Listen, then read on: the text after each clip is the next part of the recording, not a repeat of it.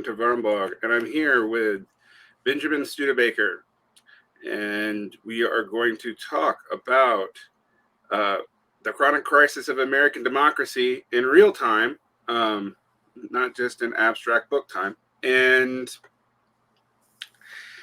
I am happy to speak with Ben on this sunny morning. I don't know what it is about being a political doomer, but you and the hosts of American Prestige may be the two most upbeat people in American political commentary, which tells me something about the benefit of giving up false hope. But so I wanted to ask you a little bit, what do you make of this election cycle where tons is at stake and nothing is at stake? People are highly polarized, but policies have actually moved closer and closer together, even compared to historical 70s through aughts norms. What do you make of that? Yeah, it's a lot like the UK election that happened a little bit earlier, right? Where you had the actual economic policies of the two parties coming together to the point where they were almost totally indistinguishable. And so the argument became about, aren't you just tired of the conservatives? Aren't you just tired of Rishi Sunak and that whole shtick that they do? And it became very much about signaling and messaging. And the platforms, the manifestos that usually play such an important role in British politics were diminished by that experience. And now in the United States, it's happening to a much greater degree, where we are really taking a very flimsy attitude to policy. And it's just a question of what feels good. We've got these Laclauian floating signifiers all over the place. You know, first it was weird, right? Well, what do you mean by weird? Fill it in with whatever you want, you know, as a criticism of the Republicans. And then joy, which is how you're supposed to feel, right? And then freedom at the DNC, they had freedom plastered all over the place. And then you can fill it in with some kind of positive freedom, you know, reproductive freedom, freedom from, say, racism or from slavery, right? But you also could treat it as, you know, freedom from having to think about policy, freedom from having to be concerned about Trump or about democracy. And they talked about this, you know, being scared when you wake up in the morning about what's happened in the world because Trump is president and you have no idea what may have happened. And now you won't have to worry about that. You're free to experience joy and hang out with your family and friends and not think about politics. I think that's a major part of all of this. And it just comes back to, do you trust the Democrats in some kind of blasé way to take care of things without them having to tell you precisely what it is that they'll do? Yeah, it feels like a return to the idea of generic good management politics, which in some ways is astounding as a political message right now. And part of that is because somehow, and I wanted to ask you how you think they did this. You're the person who probably does the most with conventional political analysis in my wheelhouse. Most of us feel gross that we have to touch punditry. But I've been really thinking about how did they, in a very brief period of time, and this, I actually do think from vapid political messaging, this is impressive, in a sincere sense. That they took this campaign that they've been running pretty much since 2016 of demographics is destiny, and we have the brown people, and which is no longer clear, and I've been critiquing as that's obviously been a bad play for a long time, because the idea that as material conditions got better for non-whites in the United States, or at least didn't get worse comparatively to whites, that everyone would stay on the Democratic side when the Democrats also weren't doing anything for anybody. They weren't really establishing patronage networks outside of occasionally giving succor to some very particular kinds of identitarian activism. But reluctantly, honestly, despite the fact that they like the rhetoric out of it. it seems that and the democracy is going to be destroyed has been softened dramatically and not entirely gone away. I mean, you don't hear that stuff out of the Harris campaign's mouth. It does still come up in there and downstream from them. I don't know if it's because they realize that that's unpopular and people hitting downstream don't necessarily hit the main of the regime ticket, or if it's, activists have such ingrained habits that no matter, even if the campaigns and stuff that they are a part of have signaled, hey, stop that shit, they can't, because it's what they've been doing for a decade. I'm not sure which one of those it is, but it does seem like something dramatic changed in signaling, but it's just signaling, and it's incredibly thin. I mean, even compared to like the Obama campaign, which at least I knew some things that he wanted to do. It was thinking, and I'm like, I really don't have any idea what Kamala Harris's policy stances are, except that she's not going to be soft on the border. That's like, and for people who may wonder why she's pushing on that, not only is that one of the general weaknesses of the Democrats, period, that they have no viable vision for immigration reform, positive or negative or anything. It was also a particular weakness of Harris in the early Biden campaign, because Biden saddled her with representing him on it.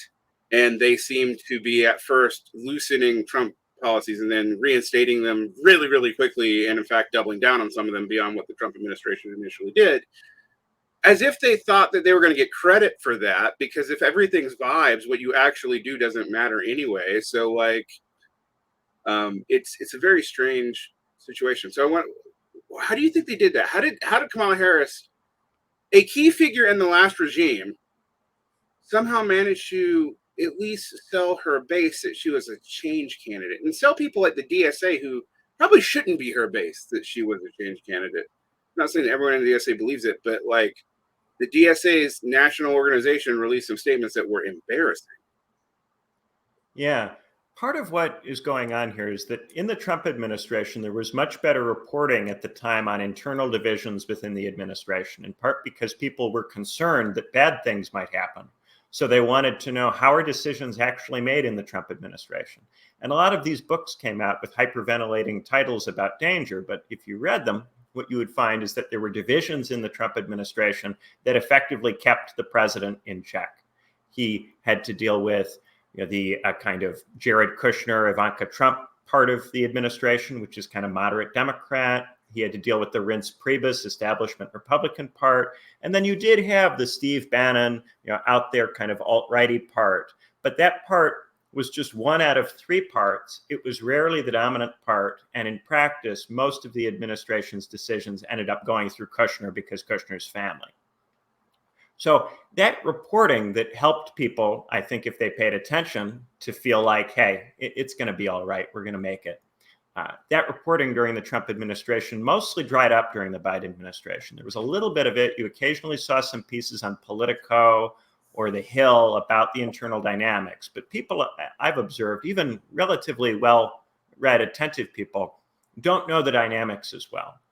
What you can figure out, if you look around, is that Biden has a kind of brain trust around him, a set of advisors that come back from his Senate days, from his time as VP, close friends of his who share his vision, his attitude to the world, his tight-knit group.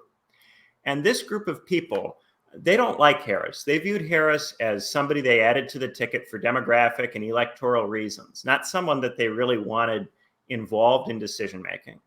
They discovered from a relatively early point that whenever Harris gets media attention, it would tend to do damage to the campaign, that people like the idea of Harris as an identitarian signifier, but if they actually listen to her talk, it's bad for her favorability numbers and bad for Biden's. So they exiled her to the border issue.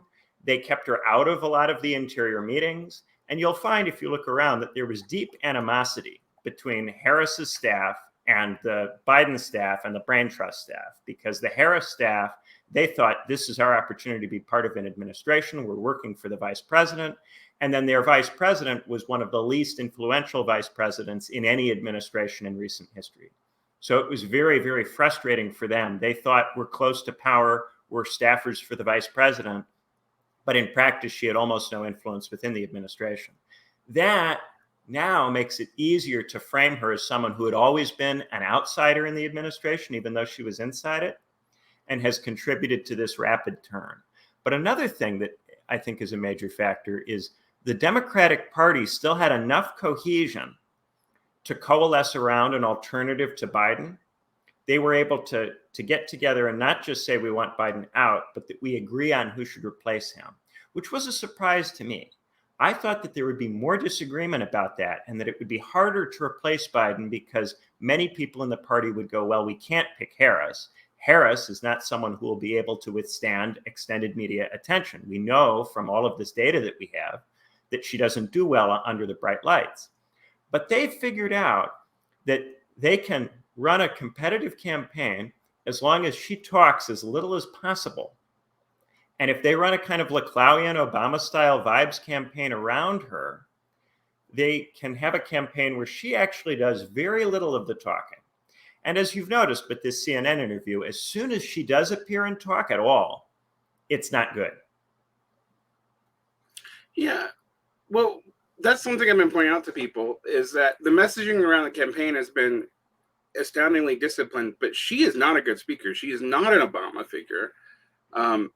I have thought that she was more like a Lori Lightfoot figure. And yet the base seems to really, really want her to be an Obama figure, because this strategy of silence only works if the base is willing to project their ideas upon you. Now, it's not like this is unique to the liberal left. We've seen, like, Trump's demagogic coalition only works because everybody listens to the fact that he says something for everybody in a speech, and you could be a war hawk or a paleoconservative reactionary peacenik, and you would like a Trump speech. Like, it's, that is one of his raw, I like to refer to it as lizard brain intelligent, like, ways that he operates. The Democrats are remarkably bad at that. But it seems like their base wants them to be good at it, so that we're kind of emperor's no clothing this. I mean, what do you think is driving people to project that upon the Harris campaign? Because you're right, most of it's actually just silence. Yeah, it's a disciplined messaging effort around Harris. Lots and lots of party elites, party insiders are doing this messaging for her. At the convention, I think that the speeches of the former presidents, Obama and Clinton, were very much doing this kind of work, trying to set up a particular kind of discursive thing around her. Gavin Newsom made a joke in an interview recently where he said he's been told to say that it was a bottom-up process, the process of replacing Harris. They're being very tight about their messaging. And this has been impressive to me as someone who views these parties as increasingly not connected to people, not very cogent. This is why we as millennials thought that maybe we could potentially capture these parties, because they do have a weak social base. They're not very tied to people. The patronage system is very weak relative to what it used to be. So I thought there might be an issue with cohesion, but that there really hasn't been an issue with cohesion. The Democrats as a party have been very cohesive. So even though they have this nominee who's kind of weak, they've been able to nonetheless create disciplined messaging around her. The person that she makes me think of is Dan Quayle. I'm imagining, what if Bush in 1992 had saw that his numbers weren't very good against Clinton, and saw that there was this third-party challenger in Perot who was getting very high numbers, and went, I'm not the strongest nominee to go into this cycle. And the Republicans coalesced around Quayle. Quayle was someone who was very inarticulate, viewed by many people as kind of a stupid guy, a liability for Bush, but he'd been picked for electoral reasons. Bush was this Ivy League, East Coast elite guy, and Quayle was this guy from Indiana who sounded like a middle American. I see this is almost like a what if for me, of what if you had just made Quayle the nominee in 92 in an attempt to save Reaganism from Bill Clinton. And I like the comparison too, because Dan Quayle is a white guy. So when you make the comparison to Dan Quayle, as opposed to say someone like Lori Lightfoot, people can't use identitarian arguments to dismiss the critique. Mm-hmm. Yeah, that's a good point. Well, I mean, they could say that you're being offensive by comparing her to Dan Quayle, but that's about the most you could say. I mean, and it's a Republican. You're admitting and acknowledging there that you think that there are Republicans too who are just as stupid and just as silly, right? And of course we do. That one of the first things they do when we start to seriously criticize the Harris campaign is accuse us of being Republicans. So this can be preempted with a comparison that invokes a Republican as a negative figure. So one thing I have to ask, though, is simultaneously, it seems like I watch the RNC speeches because I'm a masochist, and everyone told me I should. I normally avoid the conventions because in some ways, usually you can predict how the parties are going to present themselves to themselves, although the tension between the activist base of the Republican Party and their messaging moderation, which I think is something liberals have just ignored, just flat out ignored. Like the Project 2025 stuff, which was an incoherent grab bag of conservative absolute wants. And as you and I both have actually commented, it's weird that the liberals don't even attempt an incoherent grab bag of stuff. But then in some ways, the problems with it become clear because Trump pivoting away from Project 2025, people, he probably rejects parts of it anyway, but people have tried to be like, oh, he's secretly a 2025er. And I'm like, no, the problem is actually now you've made policy statements that are directly contradictory, whereas Trump is dependent on vibes that can hold these contradictions together. If you actually try to enact any of these things you promised in 2025, the internal tensions of that will become immediately obvious. Beyond, there's the easy stuff, which is actually not as radical as people posit. It's a breach of soft norms, which is like not going through the party and going downstream and putting loyalists in lesser parts of the administrative apparatus. But people miss that like all administrations tend to put loyalists in the upper parts, except maybe in the military, because until recently that was considered too necessary to play politics with. That's not true anymore, but it was true. So that's a change, but people make it sound like it's some kind of revolutionary change. I'm like, no, any president could have done this if they want to. It's in their rights to do. It's just norms that they don't. However, the other stuff in that document are all over the place. You got pro-labor and rabid anti-labor legislation. Both are in there. You got you have economic promises that seem both like standard Republican. We really believe in MMT, but we're gonna pretend like we believe in hard money, and then we're gonna return to gold, which no one would let the U.S. do. By the way, I just don't think anyone would allow it. So I had joked that like if they actually did that, we would be there'd be a civil war, but it wouldn't be the liberals versus conservatives. It would be probably the business and the military versus the regime. Like it would be a very quick scenario. So which indicates to me, since they've made it public, that they don't actually intend that that's for activists to get them to get various coalitions in. The problem with it is that it makes it all explicit, and you can start seeing not only does it freak out the general public and liberals can use it, but also like it actually makes different factions of conservatives uncomfortable because it makes policy realities of tensions between them in an attempt to also bring them all in. And that, whereas we can see Trump's attitude in the RNC's, in the platform, which is like basically remove all specific policy references whatsoever, like, and be about vaguely patriotic vibes and a little bit of anti-immigrant rhetoric, and that's it. That's really all we're putting in there. And backpedal on the promises to evangelicals, soften your abortion stances to something like what is in the median voter norm. And liberals by and large have have been arguing with the Project 2025 version of this. Only a few people have acknowledged the other half of this at all. And yet that's also faded away too. One of the things I noticed in the last couple of weeks is despite all this focus on Project 2025, since the Harris campaign has come up, we're now on their weird politics of joy shit, which everyone's just telling me is practically effective. And I'm like, it'll work for a while. It might even work till November. I doubt it though. I think there's too many real things breaking down for vibes to work forever. But maybe I'm wrong. I've been wrong before.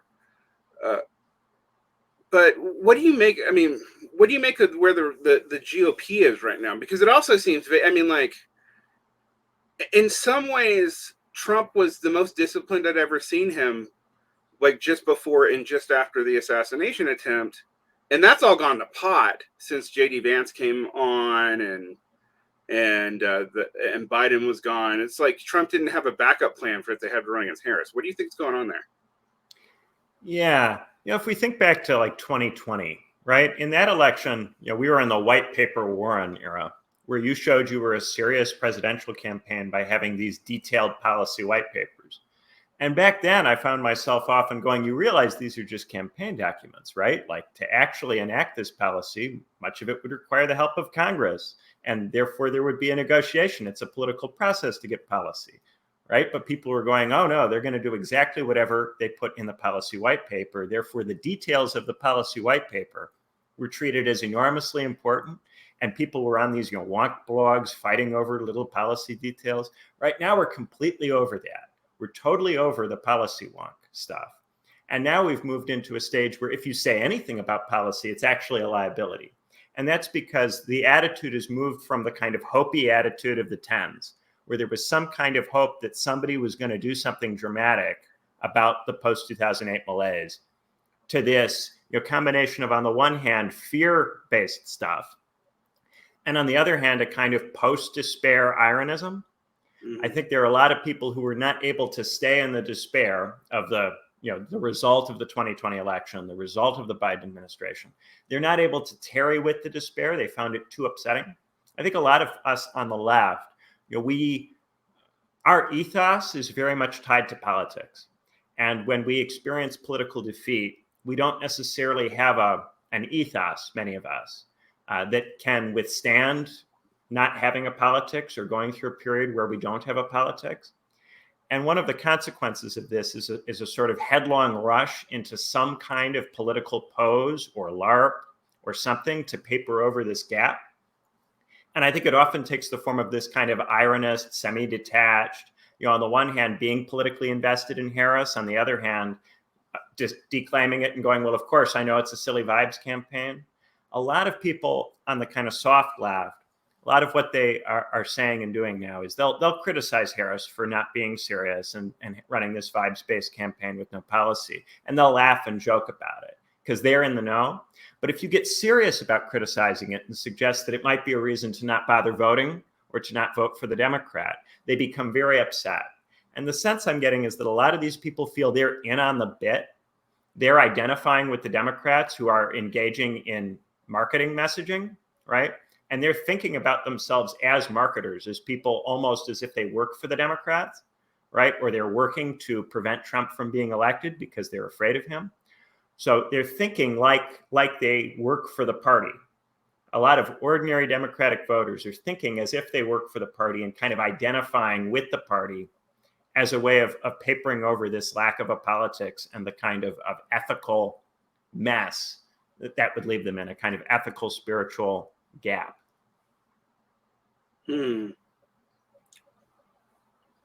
Well, I think the ethical spiritual gap becomes the most clear when we talk about Palestine.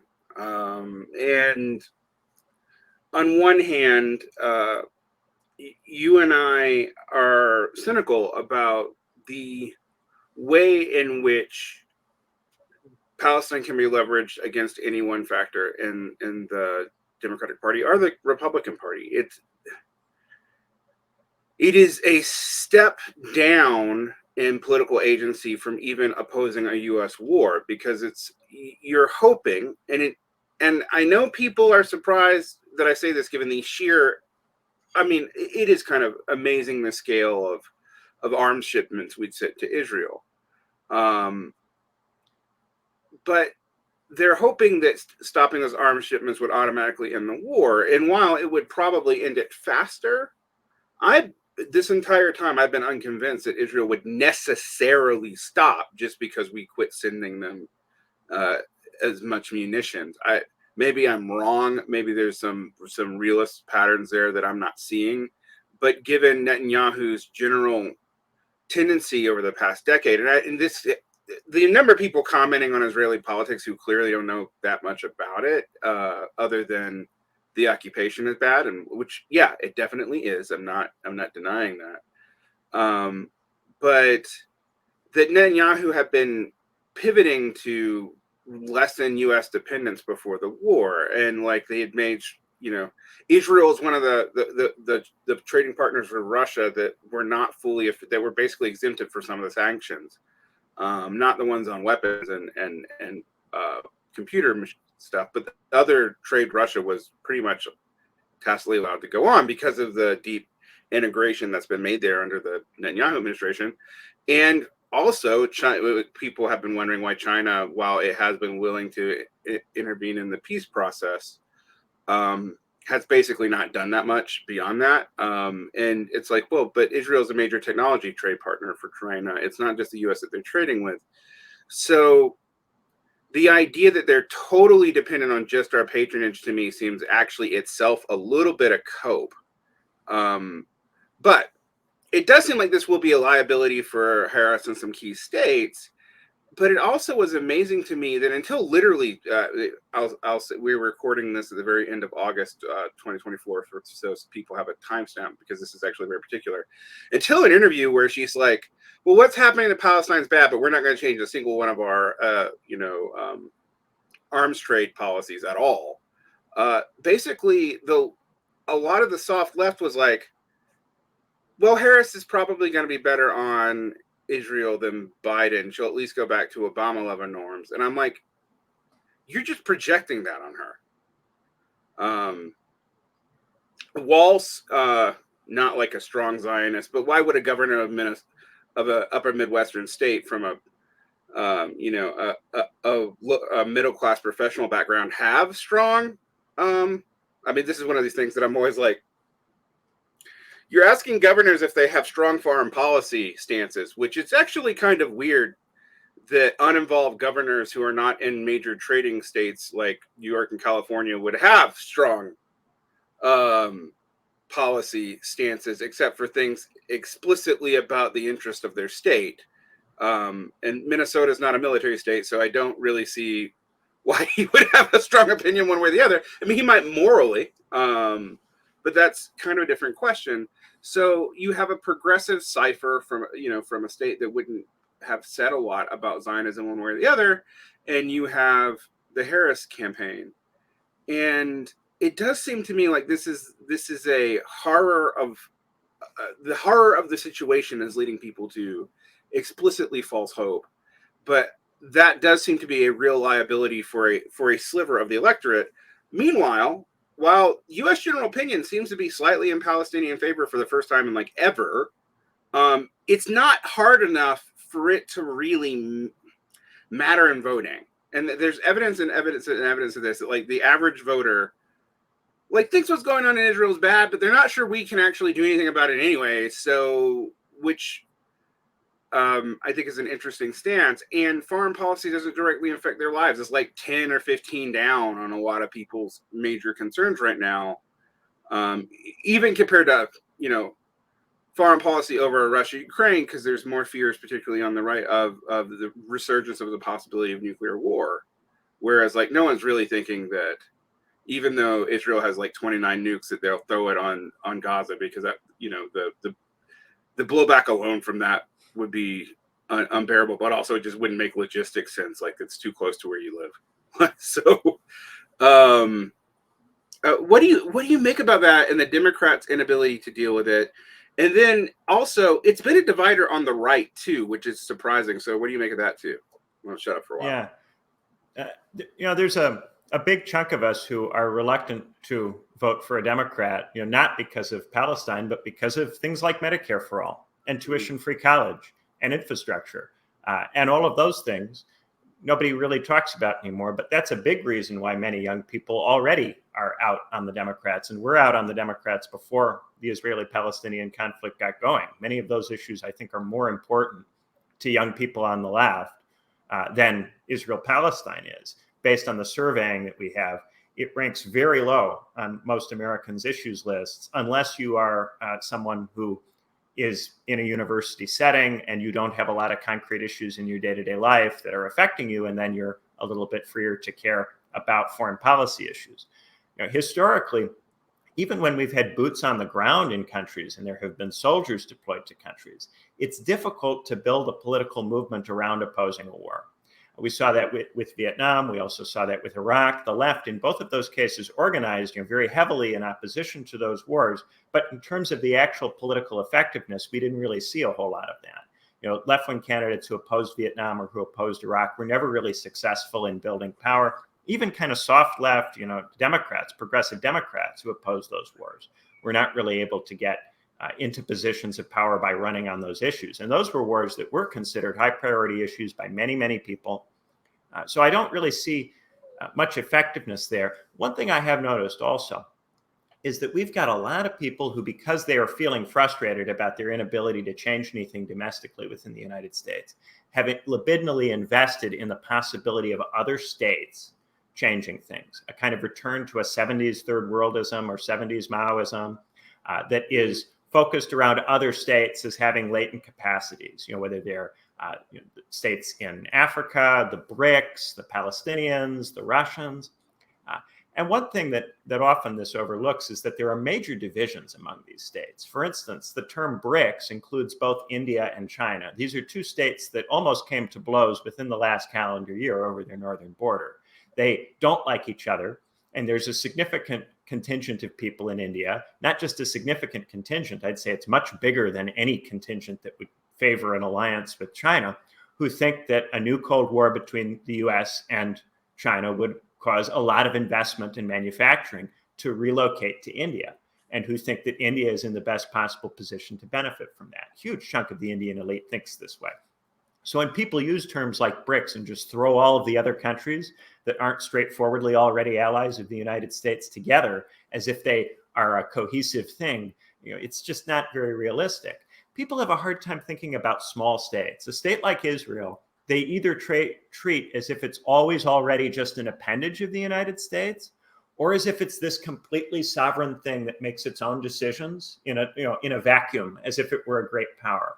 People have a very hard time understanding the kind of very compromised, very limited state agency that these small states have. They either erase it completely in their account, or they big it up and treat it like these are, citizens in some kind of international republic that have rights that can't possibly be besmirched, right? Small states are always operating in these very difficult in-between spaces. And this is why it is significant that the states of Europe are not actual US states. It is significant that Canada and Australia are not actually US states. That doesn't mean that they can do whatever they want, free and clear of US influence. There are certain hard lines that might result in some kind of military action taking place. But for me, my bet, it would be much more likely that the United States would do something to get Netanyahu booted than that the United States would cut off arms shipments to Israel. Because if the United States abandons the state, right, then they lose an allied state in that region. But if the United States betrays in some way the government to get a government that's more pliable, that would be more in keeping with the way the United States tends to behave with its allies.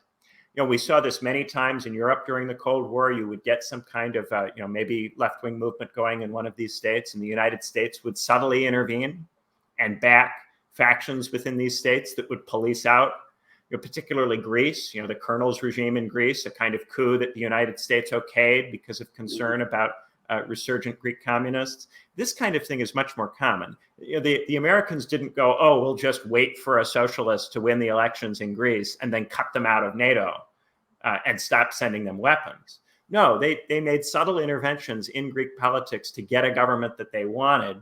And it was concern about that ultimately often limited socialists who did win office. They were concerned that they might get cooed out if they did something that provoked in some way the United States, that they had to maintain the alliance or the participation in NATO or what have you, lest something very terrible happened to them, right? Personally, that they might be in personal danger. So they had a certain scope for autonomy, but up against the possibility of a subtle US intervention. And the fact that nobody really talks about that nobody really talks about, is the United States going to tolerate Netanyahu, or is it going to do something to try to force him to go? They immediately go to the United States will cut off arms. That to me says that they're just not really serious about thinking about how international politics works. And if you really care about trying to end a war, you would get serious about that kind of thing. And I think for these people, it's really a psychological exercise. They're not really focused on what would actually be required to end the conflict. Mm.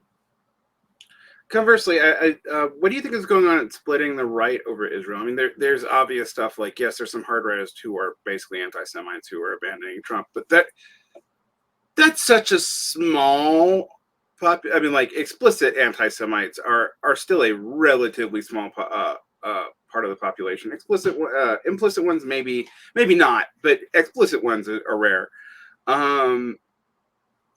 So yeah, you can make a big deal out of like Candace Owens and Richard Spencer. I mean, but Richard Spencer's actually basically been a Democrat, a racist Democrat for like 4 years. People who missed out, he was a Biden supporter. It's not that hard to be a racist Democrat because both parties are so thoroughgoingly racist at this stage.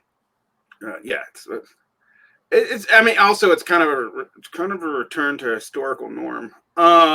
So, yeah.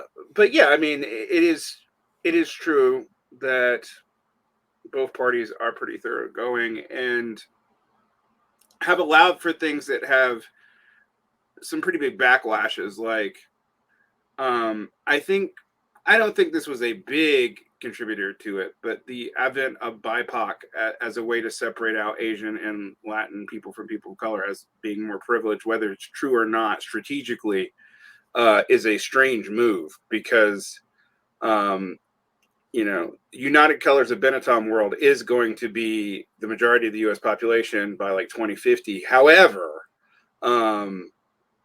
that's only if you got everybody in that coalition. If you're just looking at indigenous and black people as the vanguard of the most oppressed, you drop back down to like less than 20% of the population. And if we look at the polling opinions on black men, you don't actually even have most black families on board with that either. So it's a very strange move. But we saw that. Okay. But on the right, there does seem to be like, even some neocons have been like, well, maybe this Netanyahu shit's gone too far, which leads me to believe that they're actually paying attention to what you're talking about and the traditional U.S. way of intervening in politics, which is we're going to support your internal enemies to get rid of you, so someone who's more reasonable navigates this conflict. It's just hard to do during wartime. That's not an easy thing to pull off during wartime. Normally, you want to. If you want to do underhanded espionage shit, you do it before war. But so here we are. What do you think about that? It wouldn't surprise me if it was subsequently revealed that the United States has for a long time been trying to organize opposition forces to Netanyahu. Every presidential administration that has interacted with Netanyahu has detested him, including Bill Clinton in the 90s. Every U.S. administration that interacts with Netanyahu doesn't like him and would prefer that he go. So I don't think that has at any point been a question. I think every administration has wanted to find a way to get rid of Netanyahu, but they'd like to do it democratically in a way that doesn't make them appear to be involved. They'd like it to appear to happen through an election, but because of the way the Israeli parliamentary system works, it's quite difficult to push out Likud in any kind of long-term way. It's very challenging. But I do think that is still a goal of the administration, not something that can be publicly stated because it's intervening in a foreign country's elections in various subtle ways. But then the Israelis do it back, right? During 2012, Netanyahu openly campaigned for Mitt Romney, blatantly and explicitly against Obama, right? And nobody said that this makes him, like Vladimir Putin, persona non grata. You can't interact with him. but it was certainly something that went on, and there's plenty of tit for tat going on there. Yeah. I think that there was something else you said I wanted to pick up. What did you say prior to that? Oh, that's a good question. Actually, I threw too much. Oh, I was talking about like the a lot of the weirder tensions and Oh, the right. on the Yes, the right. right. Yeah. Yeah. So I think you're right to point out that there's been this upsurge of explicit anti-Semitism. There's also been an upsurge of explicit Islamophobia, and there's been just more racism in general in both parties, both the old kind of racism with Vance talking about in his book. Vance tries to draw a distinction between the Scots Irish, and migrants and German migrants, and people on the right are doing this kind of very old-fashioned internecine white ethnic group racism now that is very sad to see back in our politics on any level. At the same time, the left is through the woke identity politics trying to split racial and ethnic groups against each other through language like BIPOC. So we're seeing at this point both old and new racism, very, very explicit, very dominant in the politics. I do think that is a factor. But I think more fundamentally with regard to Israel-Palestine, what's going on in the right is that there's a friendliness to the Saudi regime. The Kushner-Ivanka faction within the Trump administration prided itself on constructing friendly relations between Gulf states and Israel. The goal of Kushner was, and it's very nearly been achieved, to normalize relations between Saudi Arabia and Israel. So a lot of the Republican foreign policy is driven by Saudi interests and Saudi thinking. And we see this with regard to the harsher attitude toward Iran, which comes from Saudi influence on the way they think about the region, and also the way that Saudi Arabia thinks about Israel, which is that why shouldn't Israel just be treated as a normal state and become friendly to all of the states around it? Both of those positions come from Saudi Arabia and from the Saudi elite. And the Saudi elite has an enormous amount of influence over foreign policy within the Republican Party at this stage. It's also that, the one conflict that Trump really escalated while he was in office was the conflict in Yemen, because he gave the Saudis all the weapons that they wanted so that they could intervene in Yemen, because the Saudis were concerned about Iranian influence there. So I would say that that's a big part of what's going on. Yes, there's also some residual Ron Paul isolationism going on in the Republican Party. But I'd say with respect to the Middle East, it's the Saudis. A lot of these Republicans are very much persuaded by the perspective of the Saudi princes that they hang out with. Yeah, I think that needs to be. Well, this goes back to something that we both, I think, separately have acknowledged, that a lot of the left assumes that U.S. hegemony is just way more competent and powerful and omnipresent than it actually is, that there aren't elite actors playing people off each other within small states, that even the large states have limits to their competition. Like when people tell me that, the U.S. wants to go to war with China, and I'm like, not directly, they don't. There might be one or two generals who think we could stand a nuclear war with China, but almost nobody.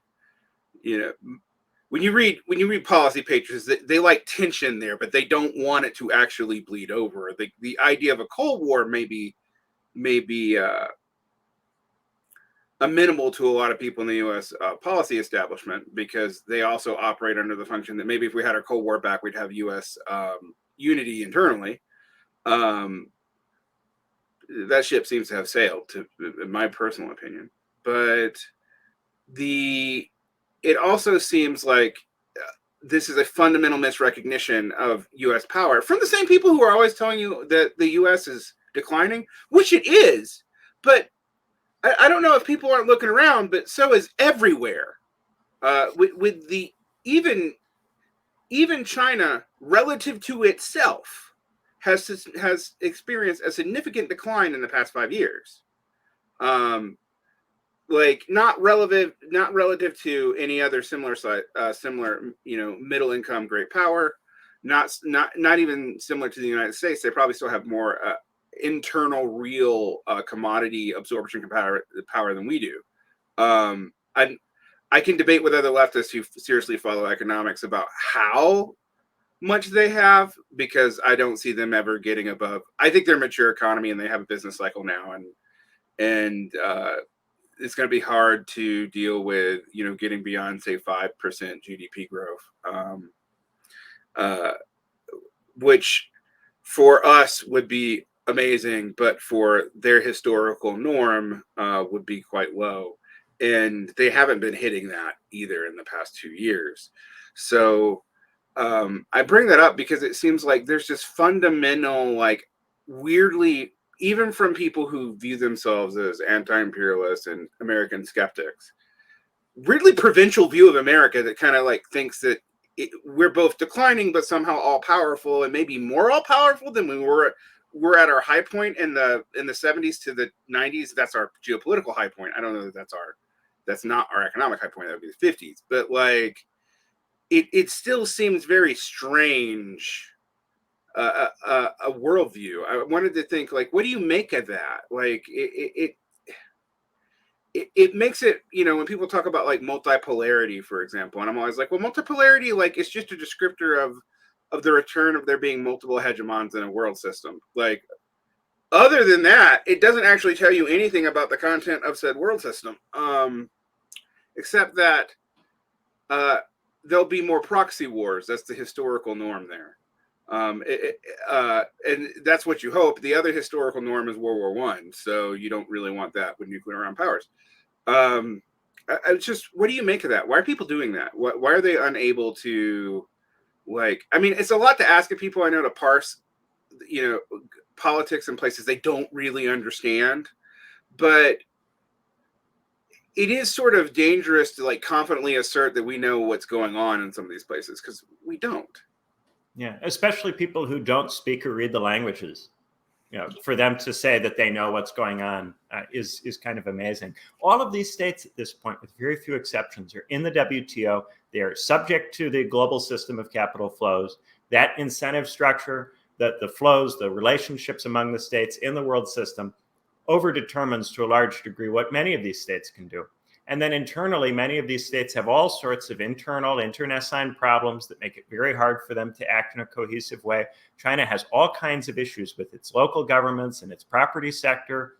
There's all kinds of stuff that goes on in all these different states. And it's very difficult, even for someone who studies politics full time, to grasp all the intricacies of all of it. So it's always stunning to me when people who don't study it full time act like they know everything about what's going on all over the place. But one thing I would remind people is that the standard of living in China for the ordinary average Chinese person, you would have to have a real argument here about whether that living standard is as high as the standard of living for the median Soviet citizen in the 80s. There would be a real question about that. So while China has caught up enormously relative to the position that it was in 30, 40, 50 years ago, I think people should bear in mind, the most optimistic kind of description you could give for the median standard of living in China would be roughly equal to that late 80s Soviet standard of living. And very uneven. I mean, people have talked about the rise of the Chinese middle class, which is real, which is why I do think there is some like internal commodity consumption power available. Yes. But it also tells you how ahistorically people are approaching U.S. economics, because it's like, well, but we were like that too in the 19th century, even with the highly unstable world system that was prone to not just recession but depression all the time. I know it's a lot to ask people to have like a adroit understanding of the history of even their own country 100 years ago or 150 years ago, but it would really help in them making what are like basically facile claims. The other thing that I think is interesting, I'm going to ask you a little bit about what you see about this, is, when people throw bricks around, we see the kind of opposite tendency on the right, where people think, oh, well, if we just, I want to say people, where there's a few pundits, Tucker Carlson and co., who think if we could just, normalize relations with Russia, the innate tensions between the Russian Eurasian project and the Chinese project will come out, and that the Russia would swing back into the U.S. sphere of influence if we respected their sovereignty. And I hate to say, like, I don't agree with their norms for that, but I actually think that's true. Like there is some truth to that. Even Putin's kind of directly signaled it, and that both the state itself and certain elements on the left, for completely different reasons, want us to believe that Russia and Chinese interests are exactly the same, and that geopolitically for Russia, it's important that they maintain that as well, interestingly. But it seems obvious in the breach, if you look at stuff internal to China, if you've talked to anyone who like speaks and read Chinese, that like censorship, for example, of pro-Ukrainian positions in China, while they're a minority, they weren't censored the way, say, people might not know this, but like criticism of the Iraq War 20 years ago, they were censored in China, and solidarity stuff around anti-war was suppressed then. So that indicates to me that the Chinese either think that this is too complicated for them to be able to easily suppress, or that it's not in their interest to fully suppress it and to actually allow a real debate there. What do you make of that? Of this kind of, I think what this hits on is there's a bunch of different groups who have opposed politics, both domestically and internationally, that have reasons to posit unity that is not actually there. What is causing that in your mind? Yeah, I think especially with respect to Eastern Europe, the ideal outcome for a state in Eastern Europe was to get into the EU and NATO. The states that succeeded in doing that after the collapse of the Soviet Union achieved a much higher standard of living than the states that were left in the Russian sphere of influence. The problem is that, when Putin has said that he would like to be friendly with the West, this has always come alongside things like access to the European market. And the trouble with that is that Russia has a very large population. The usual strategy in terms of EU expansion is to let a few small states in at once, take in a quick influx of workers from those Eastern European states into Western Europe, and then to use those states as investment zones, right? And if you do a few states at a time, it's very generative in terms of the European Union's growth to have these influxes of labor and then these influxes of places where you can successfully invest. And it's been done in Poland, it's been done in Hungary, it's been done in a number of these countries at this stage. But it can't be done all at once. It has to be done over time, a few states at once. And that's part of why there's this interest in the United States in the possibility of breaking Russia up into smaller states that could gradually be absorbed into the bloc. Unfortunately, for the people who entertain that kind of fantasy, Russia is not a state that is easy to balkanize in that kind of way, to anything like the degree that, say, the Soviet Union itself could be balkanized. But I think a lot of it is in terms of why people are drawn to these narratives. It's in part because it's very difficult for people to stay with foreign policy and to grasp all of the intricacies and all of the differences. Many of the elites who disagree with each other have reasons to conceal to various degrees the degree to which they disagree. They make it hard to figure out what's going on. The media, the journalists are not very good at covering a lot of this stuff, so it's hard to stay abreast of it and hard to differentiate who really knows what they're talking about versus who doesn't. And then also, what's really motivating people to want to believe this is that the situation in the United States and in the European Union appears so totally hopeless, that they're looking for someone somewhere to have some kind of latent agency vis-a-vis global capital that could yet be tapped or could yet be actualized. The thing that people really don't want to wrestle with is this idea that at this point, the system of capital mobility is extremely total. And it's very, very difficult to meaningfully resist it from any position within the world system. But part of the reason they're drawn to it is because they don't know enough about these contexts. So they can imagine that maybe these states are more effective sites of resistance precisely because they don't know what their role is in the system. They don't understand the internal politics. And that leaves them free to make the kinds of assumptions that they would like to be true. Whereas in our own case, it's been rubbed in repeatedly in recent years that we are not in a state that is an easy state to operate within. Right. I mean, that also means that you see the goal of so for example, socialism, you'll see people like talk about like, oh, China executes its rogue millionaires and our billionaires, and I'm just like, well, it has rogue billionaires, which it shouldn't. But also, like, it's not like the West didn't used to do that. Like, and it's also an enormous amount of economic inequality. right? Oh Enormous. yeah. Well, until I think it was until Xi's reforms in the countryside, and the the Red New Deal, which I think people should read what it was, because it's like giving China almost a U.S. level, slightly better than a U.S., but not as generous as say Canada, of a welfare system that they didn't have as a communist country, which in and of itself is a weird thing to talk about because the Soviet Union sure as hell did.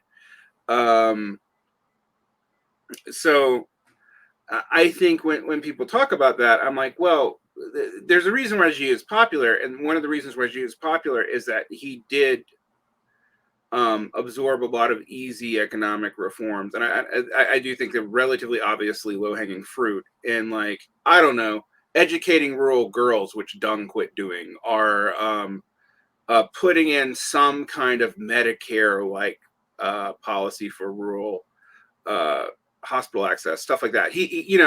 That's what Xi has done with a lot of his internal reforms in the past um, uh, decade. I would also say that the more you learn about Xi, you also see that he is really pushing back on the idea of generating internal stimulus by paying workers directly, because he thinks that'll make them lazy. So there's no like UBI style programs. Removing market elements from the Medicare system outside of not the Medicare system, the medical system. Sorry, outside of intervention in things like pandemics, which of course they will, because even capitalist states do that, except for the United States wouldn't. But anyway, it seems to be that you just see people like, well, this is socialism now, but then you're like, well, but that's the socialism of like less than the Bernie Sanders program of 2018, which is also not socialism historically. That's Nordic mixed economy that you're asking for. Kind of, not even all of that.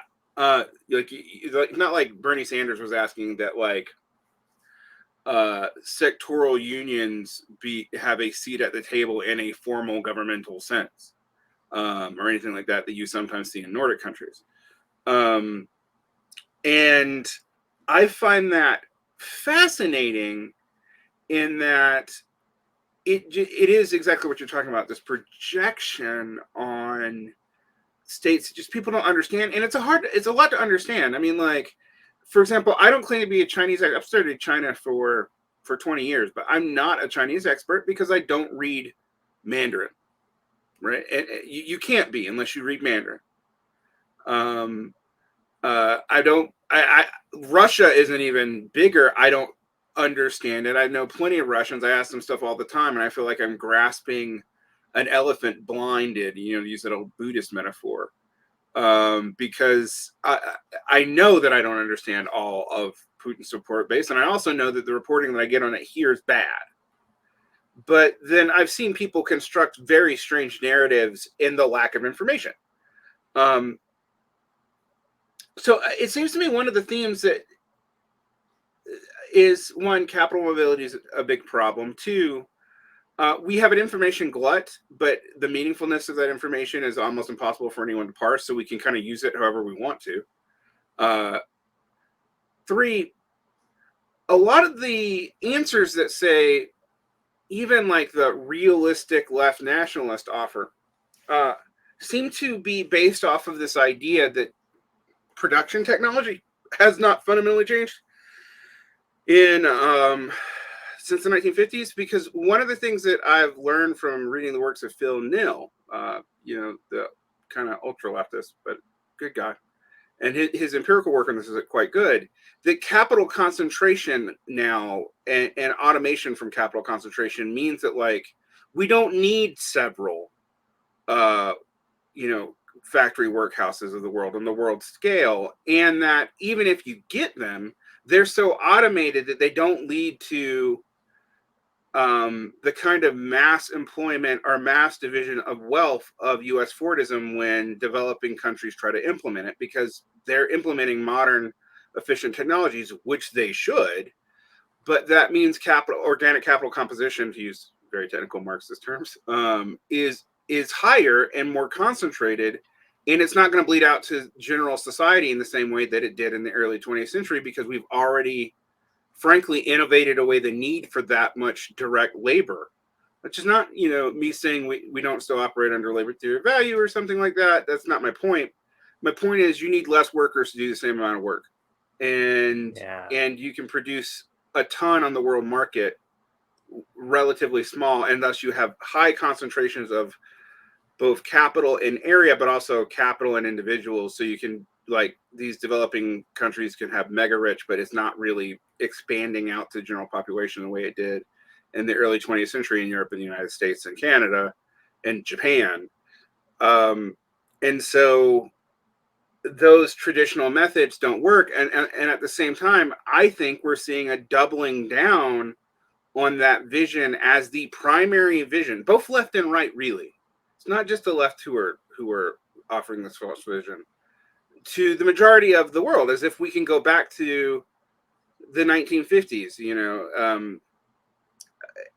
in JD Vance Trump world. That's what they want to do. They just don't,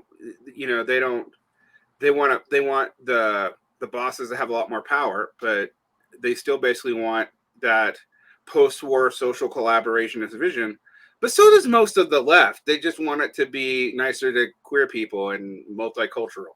So it's, and even some of the, quote, far left, when you scrap what they want, that's what they want, because they're like, well, that's the Chinese model or whatever. Like, how do we handle that? Because to me, that's just delusional. Like, yeah, one of the things we're caught between now is this world where production was the thing that generated growth, and if you were the industrial state, then you would be rich, right? That world is gone now because of the degree to which factories have been automated. Production has become very cheap too. It's also very easy to pick up and move factories now relative to what it used to be. They're increasingly like Lego kits. They're designed by industrial engineers to be easy to throw up and then take back apart again. So you can, within a calendar year, pick up a factory that's in one place and build it somewhere else. It's incredible, the efficiency of these Lego kit factories in terms of mobility. They've worked very hard to make them more mobile so that they're less beholden to domestic workers. But yes, I think that one of the things that has happened is that there's a chunk of people who have a kind of, I call it a physiocratic mindset, but with respect to production. So, the physiocrats thought that real wealth came from agriculture. And anyone who was making tools, who was making physical objects that you couldn't eat, was engaged in a kind of flimsy activity that wasn't real economic activity, that real economic activity had to be directly related to producing food, because food is what keeps us alive. And a lot of these guys, made arguments in France that France shouldn't industrialize, because as long as France controls the food supply, states like Britain will be dependent upon France, right? And I see many of the same kinds of arguments now, but with respect to industry or manufacturing or production. People imagining that being a producer state gives you all this power and leverage. Actually, what it does is it means that you have to continuously export a lot of stuff. And if you're dependent on the export market, it means that your wage growth tends to be limited. Your purchasing power growth tends to be limited. The most successful instance of states that grew on this model, Germany and Japan, have this problem of limited purchasing power, difficulty pushing that purchasing power up, manufacturing industries that are structurally embedded and entrenched and extremely difficult to dislodge, that have enormous political influence. You see this especially in Japan with the electronics and the car industries blocking any attempt to raise the wages or living standards of Japanese workers. So some people imagine, you can have every state produce. It's like saying every state should go back to farming or something. It's very much out of touch with where we are. At the same time, we also have not reached a point where we don't need labor. We haven't reached a point where we have a fully automated economy where people don't need to work at all. And one of the things the New Left did in the 50s and 60s was to anticipate the arrival of that world, but many, many, many, many, many years before it actually arrived. So they adopted a kind of a post-scarcity politics at a time where the material conditions were not yet ready for that. They did it on the basis of their own life experience, which was that between the 20s and the 60s, there had been this enormous growth.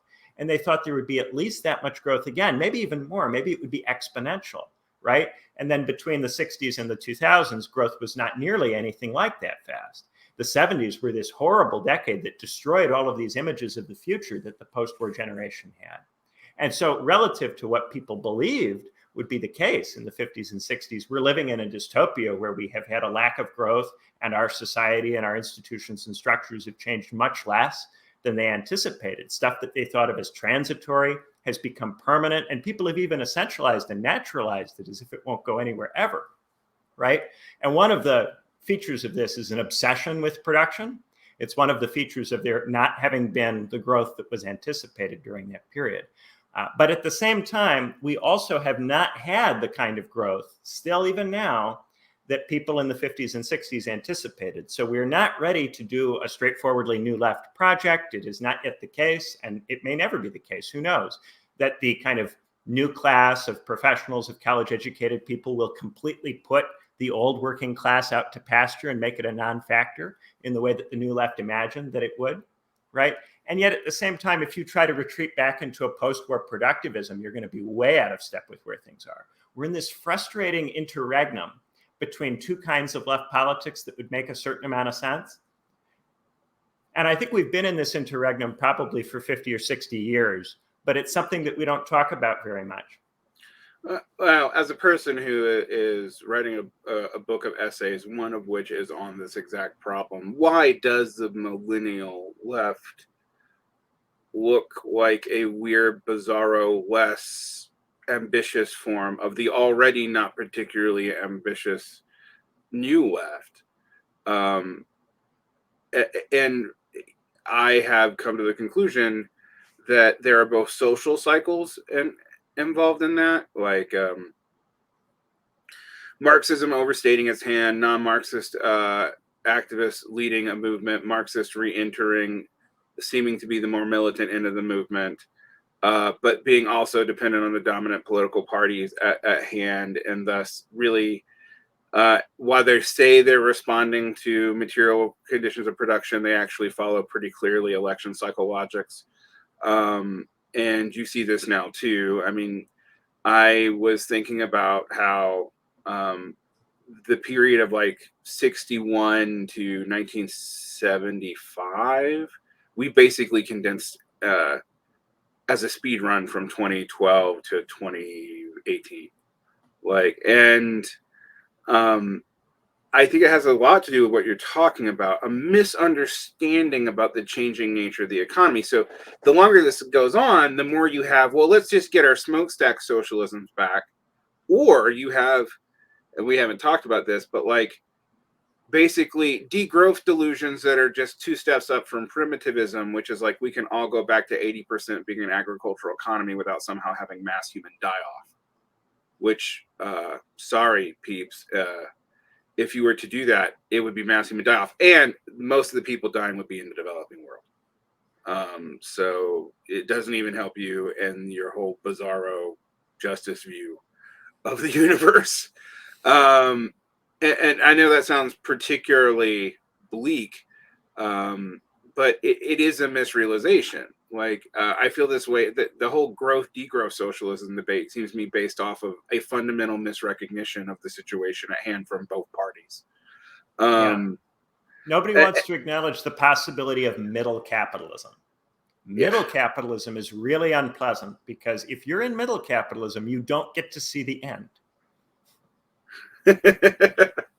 Well, yeah, the whole idea that we've been talking about late capitalism because a crisis was going to solve it for us or force a solution one way or the other.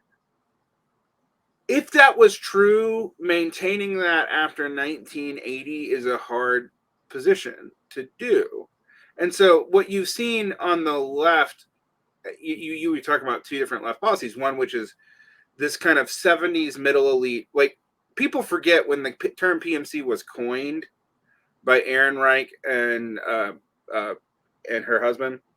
and initially used, you see this in the work of Alvin Gouldner, they thought that the divisions in that group of people were going to lead to a revolutionary class coming out of that group. That basically the tensions between what we would now say, using like Peter Turchin language, elite overproduction, and the decline of the working class would lead to the quote PMC being able to hook up with the parts of the remaining working class and basically run a political program. That being revived in the last 10 years. I mean, you know, for decades, the only person I heard using that kind of language was Adolph Reed. And he has a different definition than the Ehrenreich one, too, which is confusing. None of the people have the same definition for what PMC is. So there's a response to that, which is basically, let's have our 50s back. And not only do I think this is a fundamentally conservative, almost, I'm not going to say reaction, it's small c conservative, but it's still conservative, and reactive, if not reactionary response. And I think we see it go, I think we see certain Twitter movements where it does go outright reactionary, is because it is kind of completely based off returning to an economic model that no one knows how to return to, and people are pretending like we can go back to the 50s version of it as if the technology itself has not changed. And that is, to me, a volunteerism that is just foolish, for lack of a better term. People aren't able to tarry with it. The technology has changed enough that you can't do the 50s shit, right? But it hasn't changed enough to move you into a late capitalist, post growth kind of world where people can all be immediately emancipated from labor totally and without any kind of serious negative consequences. And the trouble is that it requires a certain dialectical playfulness to grasp that technology is still a thing. There's still growth, but not enough growth to do the things that we'd like to do. Too much growth to make the stuff we used to do viable. Not enough growth to make the new stuff viable yet. Stuck in this middle period. It's very frustrating. So people start engaging in all kinds of cope because they don't want to actually spend their whole life in that kind of space. It's very depressing, this idea that you'd just be in capitalism and that there'd be very little you could do to actually bring it to an end while you're on Earth. But it's funny because almost every smart leftist I know would say even if we won, it was going to take us 2 or 3 generations to begin to move away from this. Right. What you could do is you could organize to have a power base so that as the technology develops, you're in a position to try to direct that and to create a situation where you will be able ultimately to prevail. But this kind of patience is not something that people on the left are known for. No. Well, this leads to another interesting question that I want to pick your brain about a little bit, because I don't think I've heard you talk about it on your Business Distillation on a podcast. But it does seem like part of your project, and my project is somewhat similar in that it runs up to this, is to break people of the illusions of past projects. But it also seems like, frankly, as things continue to develop, that's a harder and harder preposition to do, because the incentives, the psychological incentives alone, not just the material ones, make that harder to do. The material ones are from like people who think everything's about like vulgar commodity production isn't obvious to people. But for example, if you're a left media figure, there is a real lack of incentive actually for you to be particularly honest about all this stuff. And the reason why is it would be demoralizing to your audience, right? Like, people really do not like a politics that's like, well, you can do something, but it's going to be slow and there's no quick electoral stuff. In fact, you're going to have to forego to even be an electoral political actor, believe it or not, you're going to have to forego participating in national elections in anything other than a defensive manner for maybe a generation or two, that is not a sexy sell to be like, you don't have any way to, I hear this on the DSA and this sounds smart. And in some ways it is, but they won't look at why they lack the conditions to do it. So we need to hold electeds accountable. And I'm like, but you're not a big enough social force to do that without money. And my brothers in labor, you don't have money.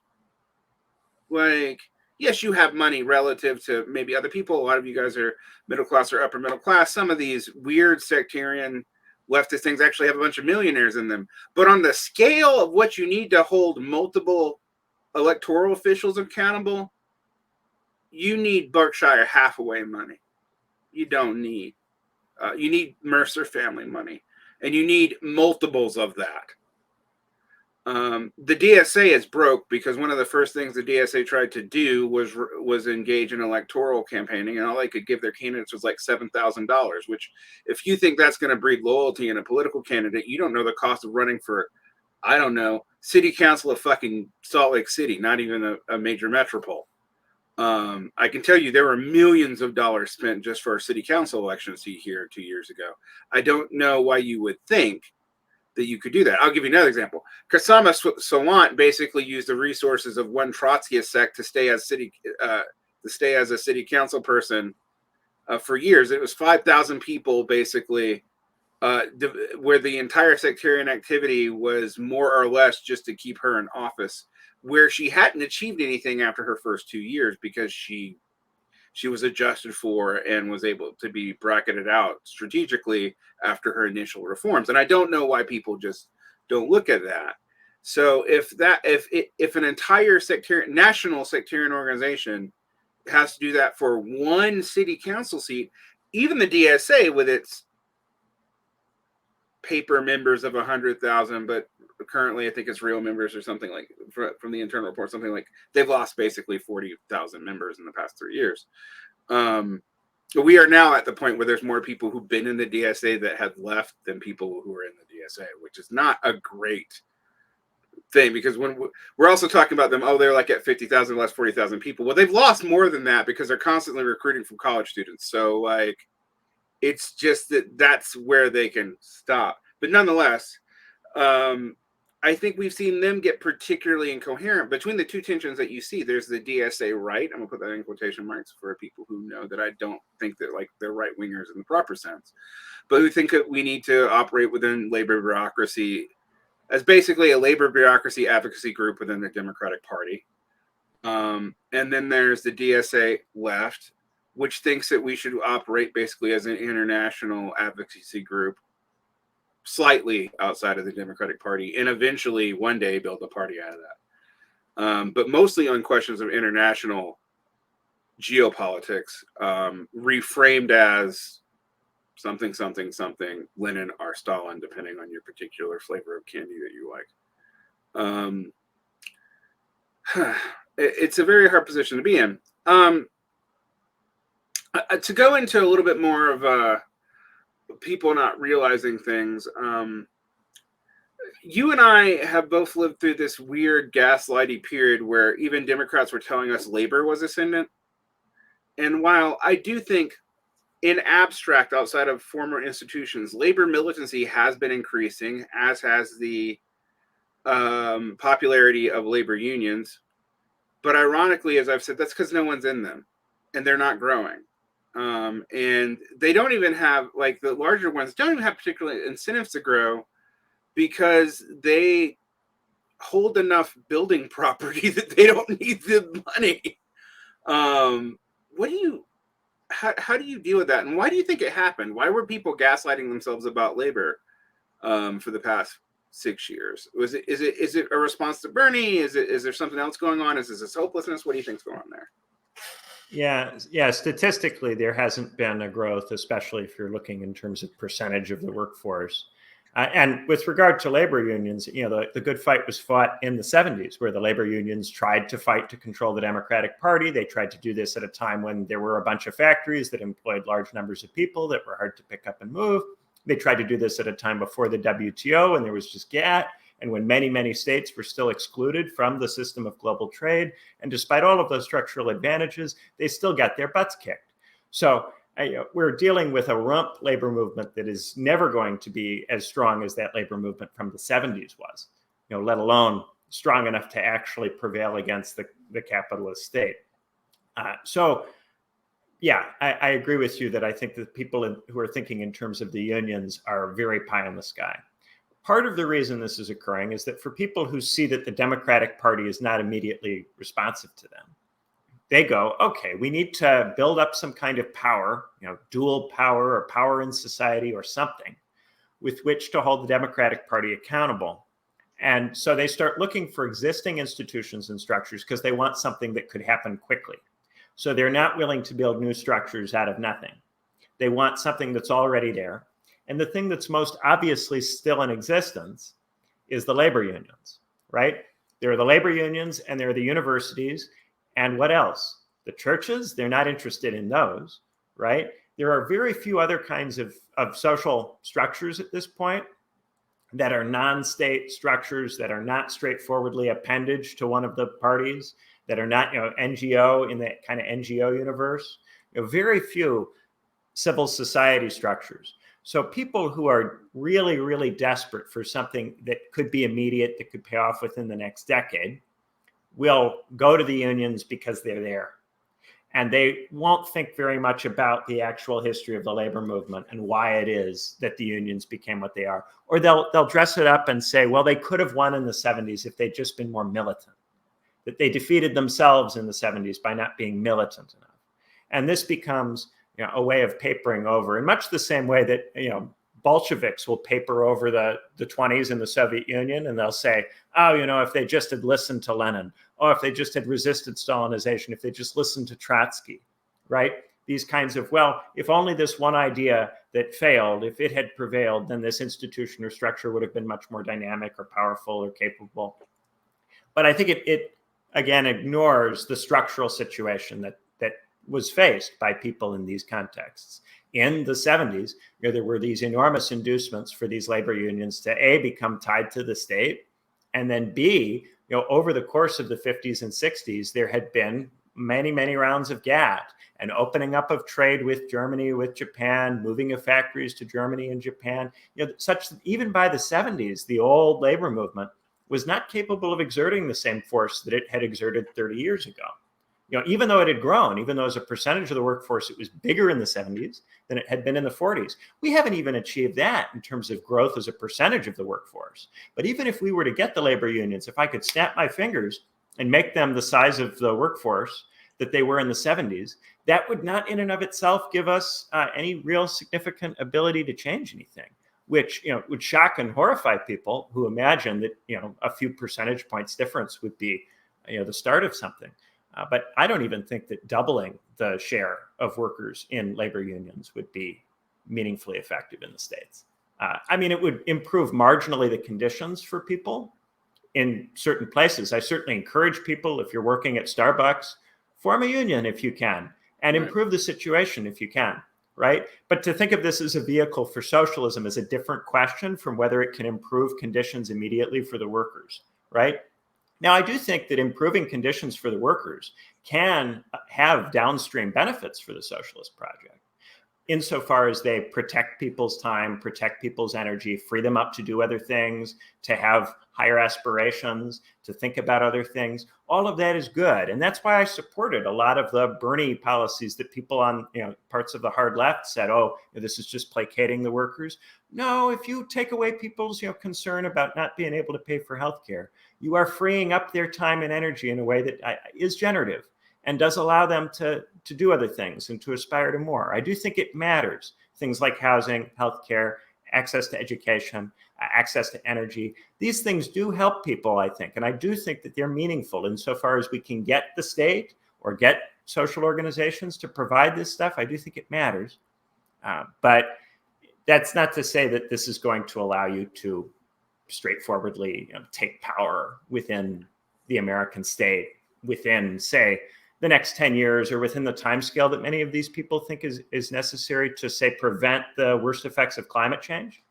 If you're operating on that kind of timescale, which many people in this camp are operating on, you're not going to get there by organizing with labor unions. Yeah, sorry, Matt Huber. Um, uh, I love Matt. I like him. I like him Yeah, a lot. I really value what he does in terms of uh, pushing back against this attempt to just cut the workers loose, because yeah, that, cutting the workers loose is just as unproductive, and I would say more unproductive, because it results in an identification on the part of college educated people with bureaucratic elites, which I think is entirely destructive to what we're doing. And at least Matt is trying to leverage what's left of the workers and treating them as real participants in politics. I think that's really valuable, but I don't think it can have the kind of effects that I'm sure he would like it to have. well, that's my point. Is like I agree with him, but I remember him and Lee coming on my show talking about a kind of muscular, from their perspective, I would actually say, from my perspective, kind of anemic social democracy as a means to socialism. And I was just, I was like, I wish that was true. I mean, I really do. I wish it was true. I agree with what you're critiquing, like this idea that a bunch of college educated people on the fact of an ecological crisis are going to like somehow do both third world development and return half the planet to agriculture. And then also what Kohei Sato's actual politics is, and it came out of his third book, is way more milquetoast than I thought it was going to be. I was like, oh, that's it. You like want like more, you like want green co-ops and stuff. Okay, I guess. Yeah, their critique of that stuff is really insightful and I think powerful and helpful. But I don't think they have an alternative worked out that will fly. Yeah. I mean, to be fair to them, I don't either. Yeah, it's really difficult. It's a huge challenge. Yeah. I'm big on workers' autonomy, but I also realize that like if you think you can go back to the industrial worker as the primary locus and subject of history, it's 15% of the population and largely ununionized. And easily, as your book illustrates, capital flight is huge. Organic composition of capital is huge. And for those of you who don't know what I mean, like there is a tendency for like factories to go to what we might call the internal periphery, like Alabama as opposed to New York, because the labor costs are lower. But there's a limit to that too, because if they need like organic capital composition, you really can't get that in Alabama. You're going to need to be either in New York or in a developing world metropole, like I don't know, Guatemala City or something, where there's just tons of people and lots of resources, even though there's also massive abject poverty. And that need is just not dealt with. Some of that need has been mediated in white collar positions, because now like we have the technology, we don't really need offices, and the only reason we're trying to maintain them is basically a dying commercial real estate sector that's probably going to blow up in the next 2 years. But it is a real problem. I think the other thing that we see is like the other tendency, and you and I haven't talked about it, but maybe we should, is what we might call the apocalyptic crisis tendency. And this is actually more of an ultra left thing, but where conditions are just going to get bad enough that people have to have revolution, and that will be the basis of, proletarian power. But to get that, we must accelerate the contradictions, and by that we mean actually not get reforms at all from the state in response to labor. Basically, actually like encouraging immiseration, and I think that's a disaster. But it's been a common, if minority politics in the left since the late 1960s. Like it's one of these ideas that emerges from the stalling that happened, that you and I have been talking about, that undergird all this. Because I think one of the things you and I agree on against like most of the rest of the left is like this current crisis is just a manifestation of a long stalling crisis that started probably in the mid 60s, and that it doesn't seem like that to us because that's beyond the scope of almost everyone who's alive lifetime, unless you're a very old baby boomer at this point.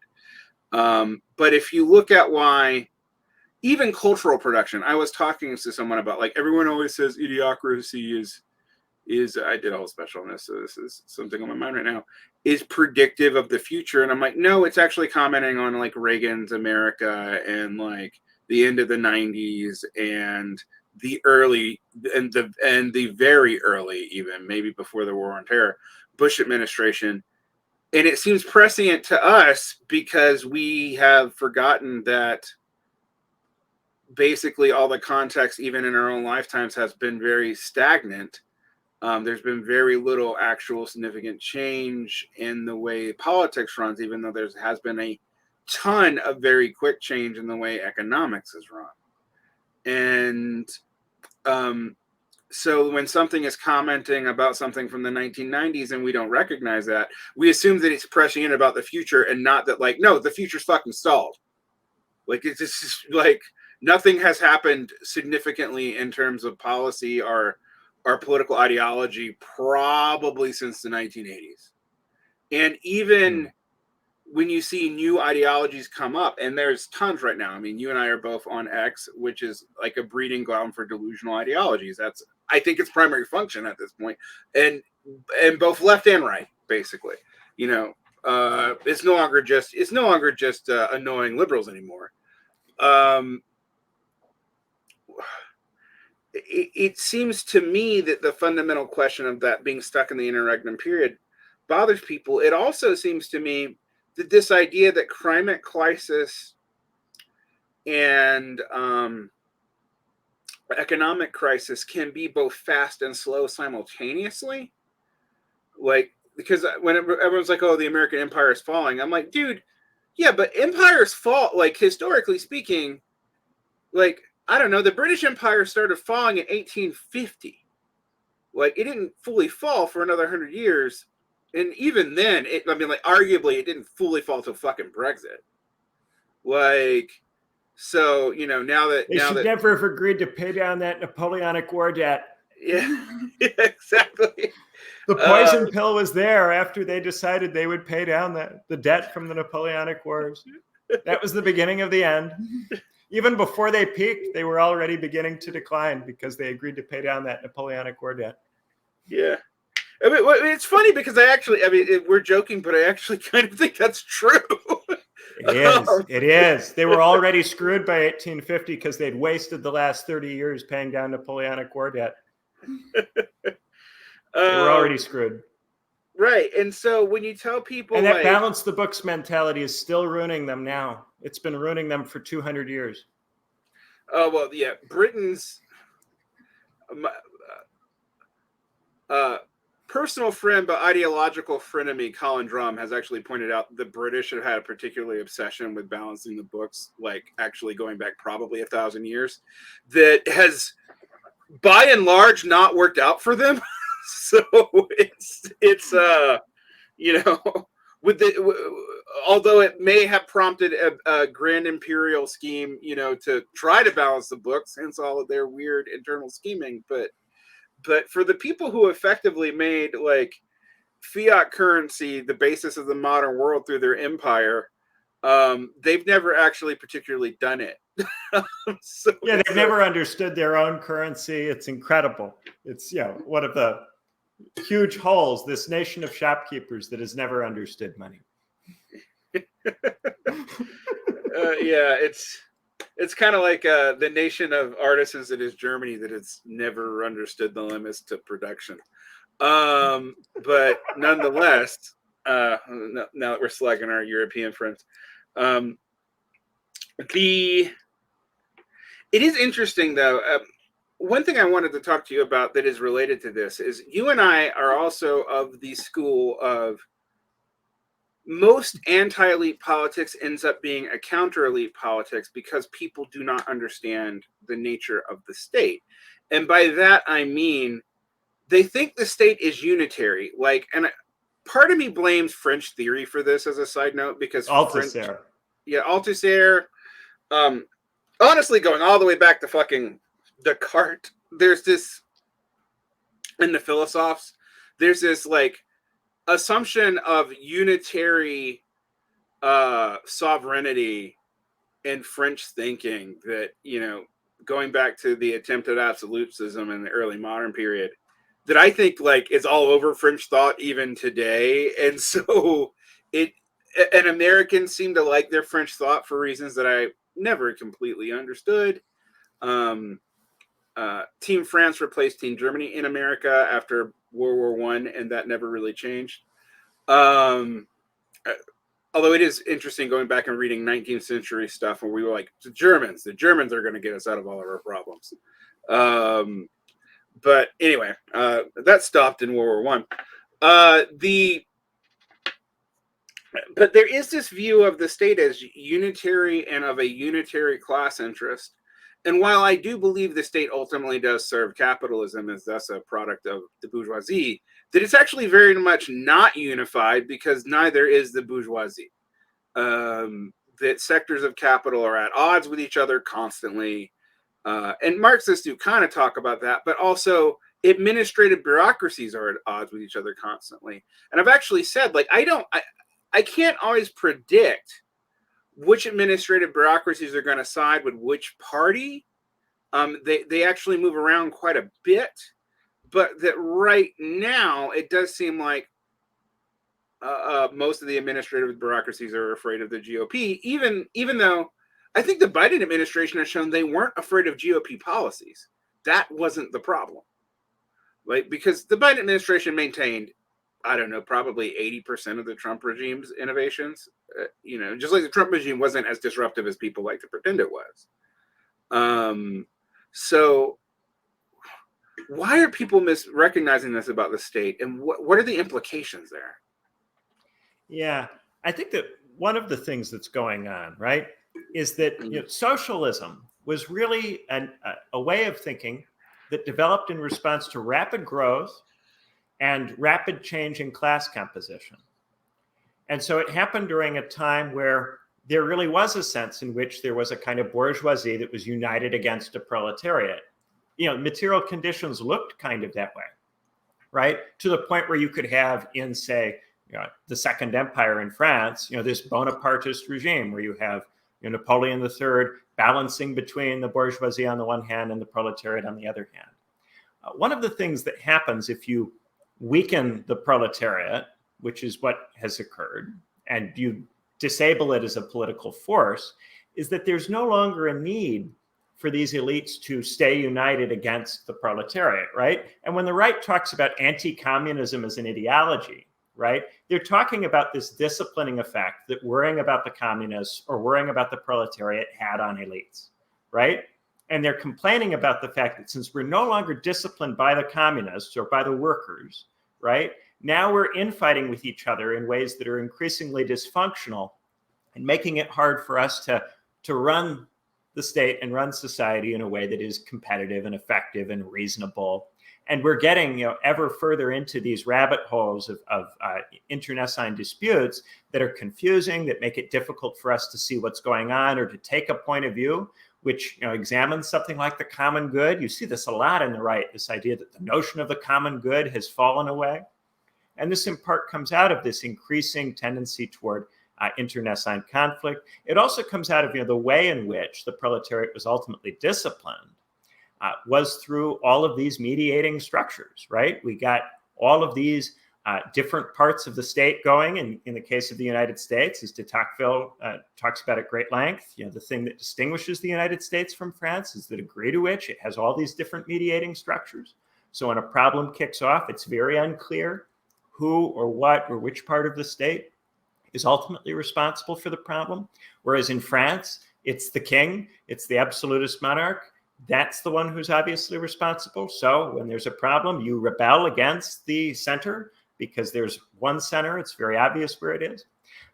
This in the United States has always been more difficult. And one of the functions of representative democracy is to break the sovereignty apart into little parts, pit the different parts against each other, right? And at the international level, the fact that we don't have a world state, it pits all of the different national bourgeoisies, all the different state elites against each other in various ways. So they're pitted against each other both externally, right? There's competition among states and among the elites that rule the different states, right?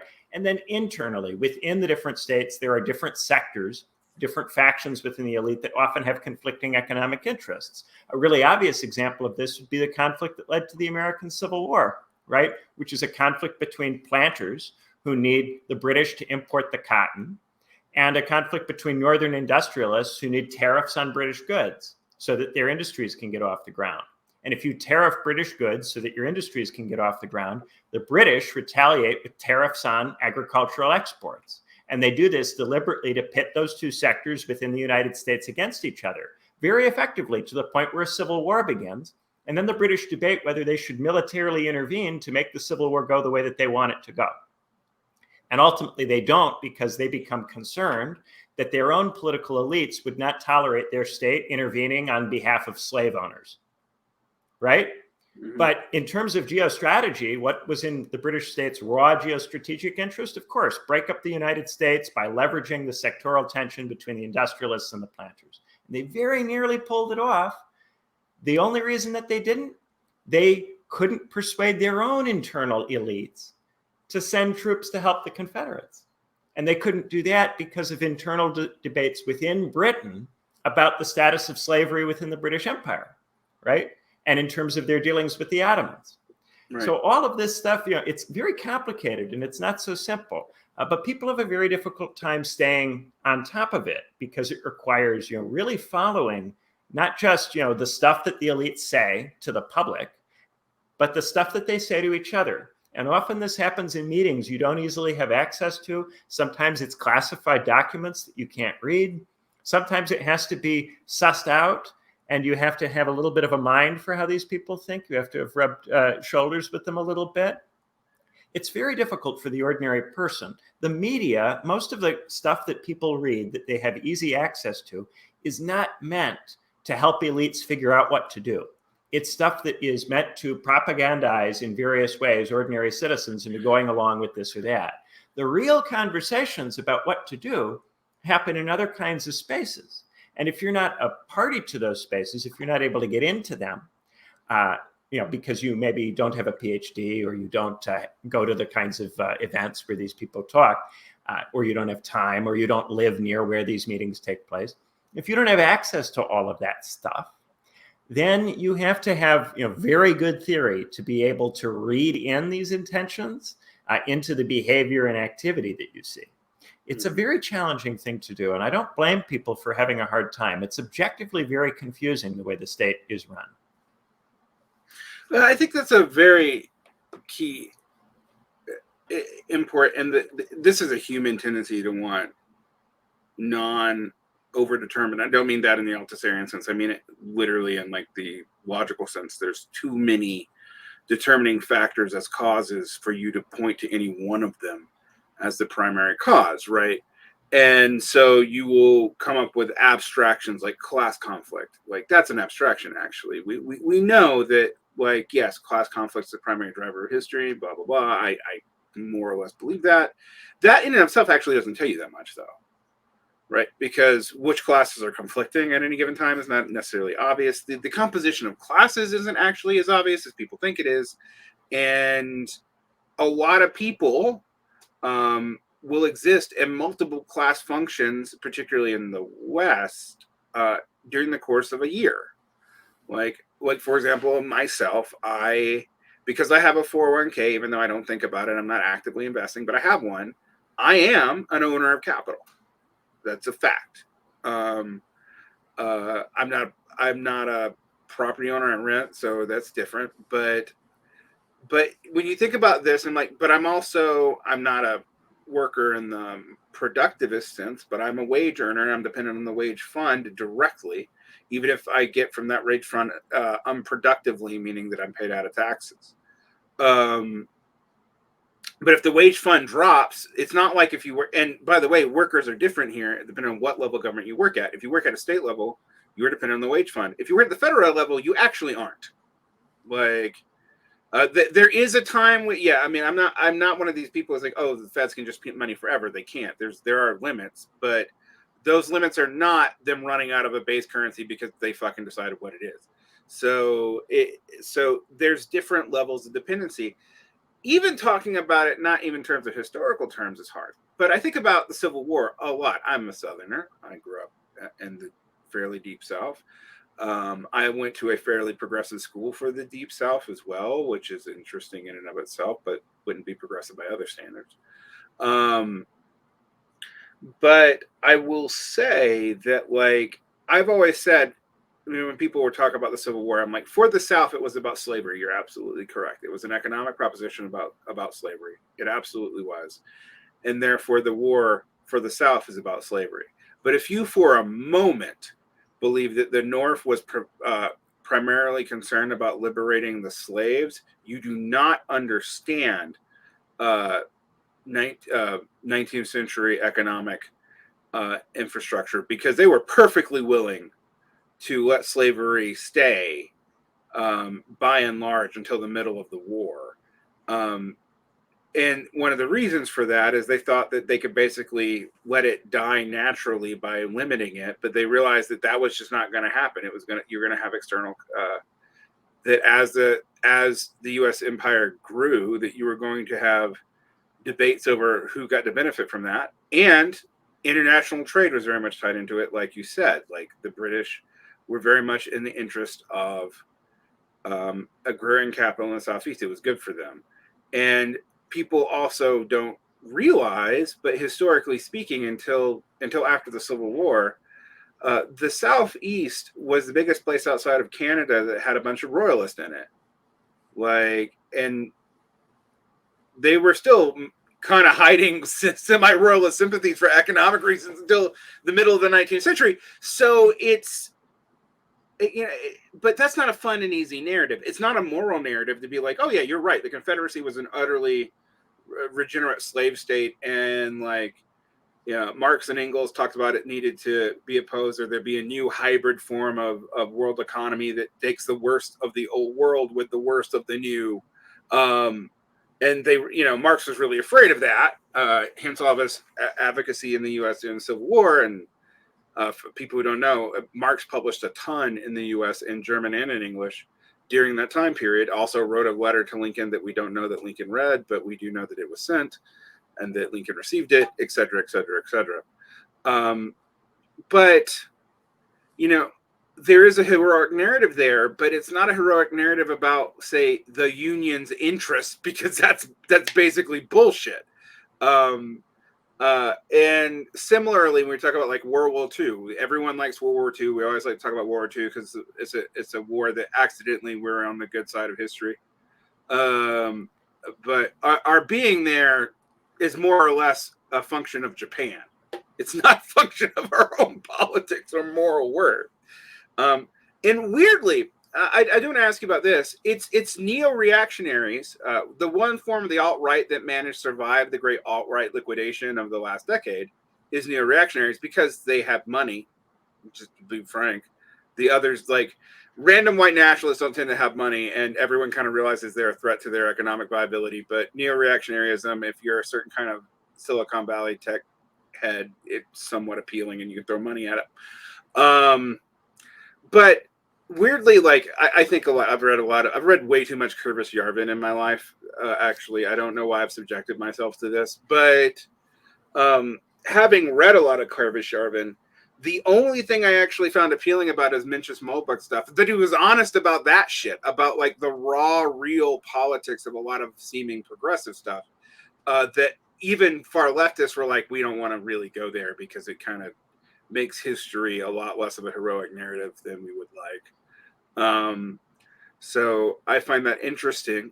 But I also think when it comes to populist politics, we always talk about populism. A lot of the enemies of populism who are claiming to defend democracy are, of course, full of shit. I want to, like, state that outright first.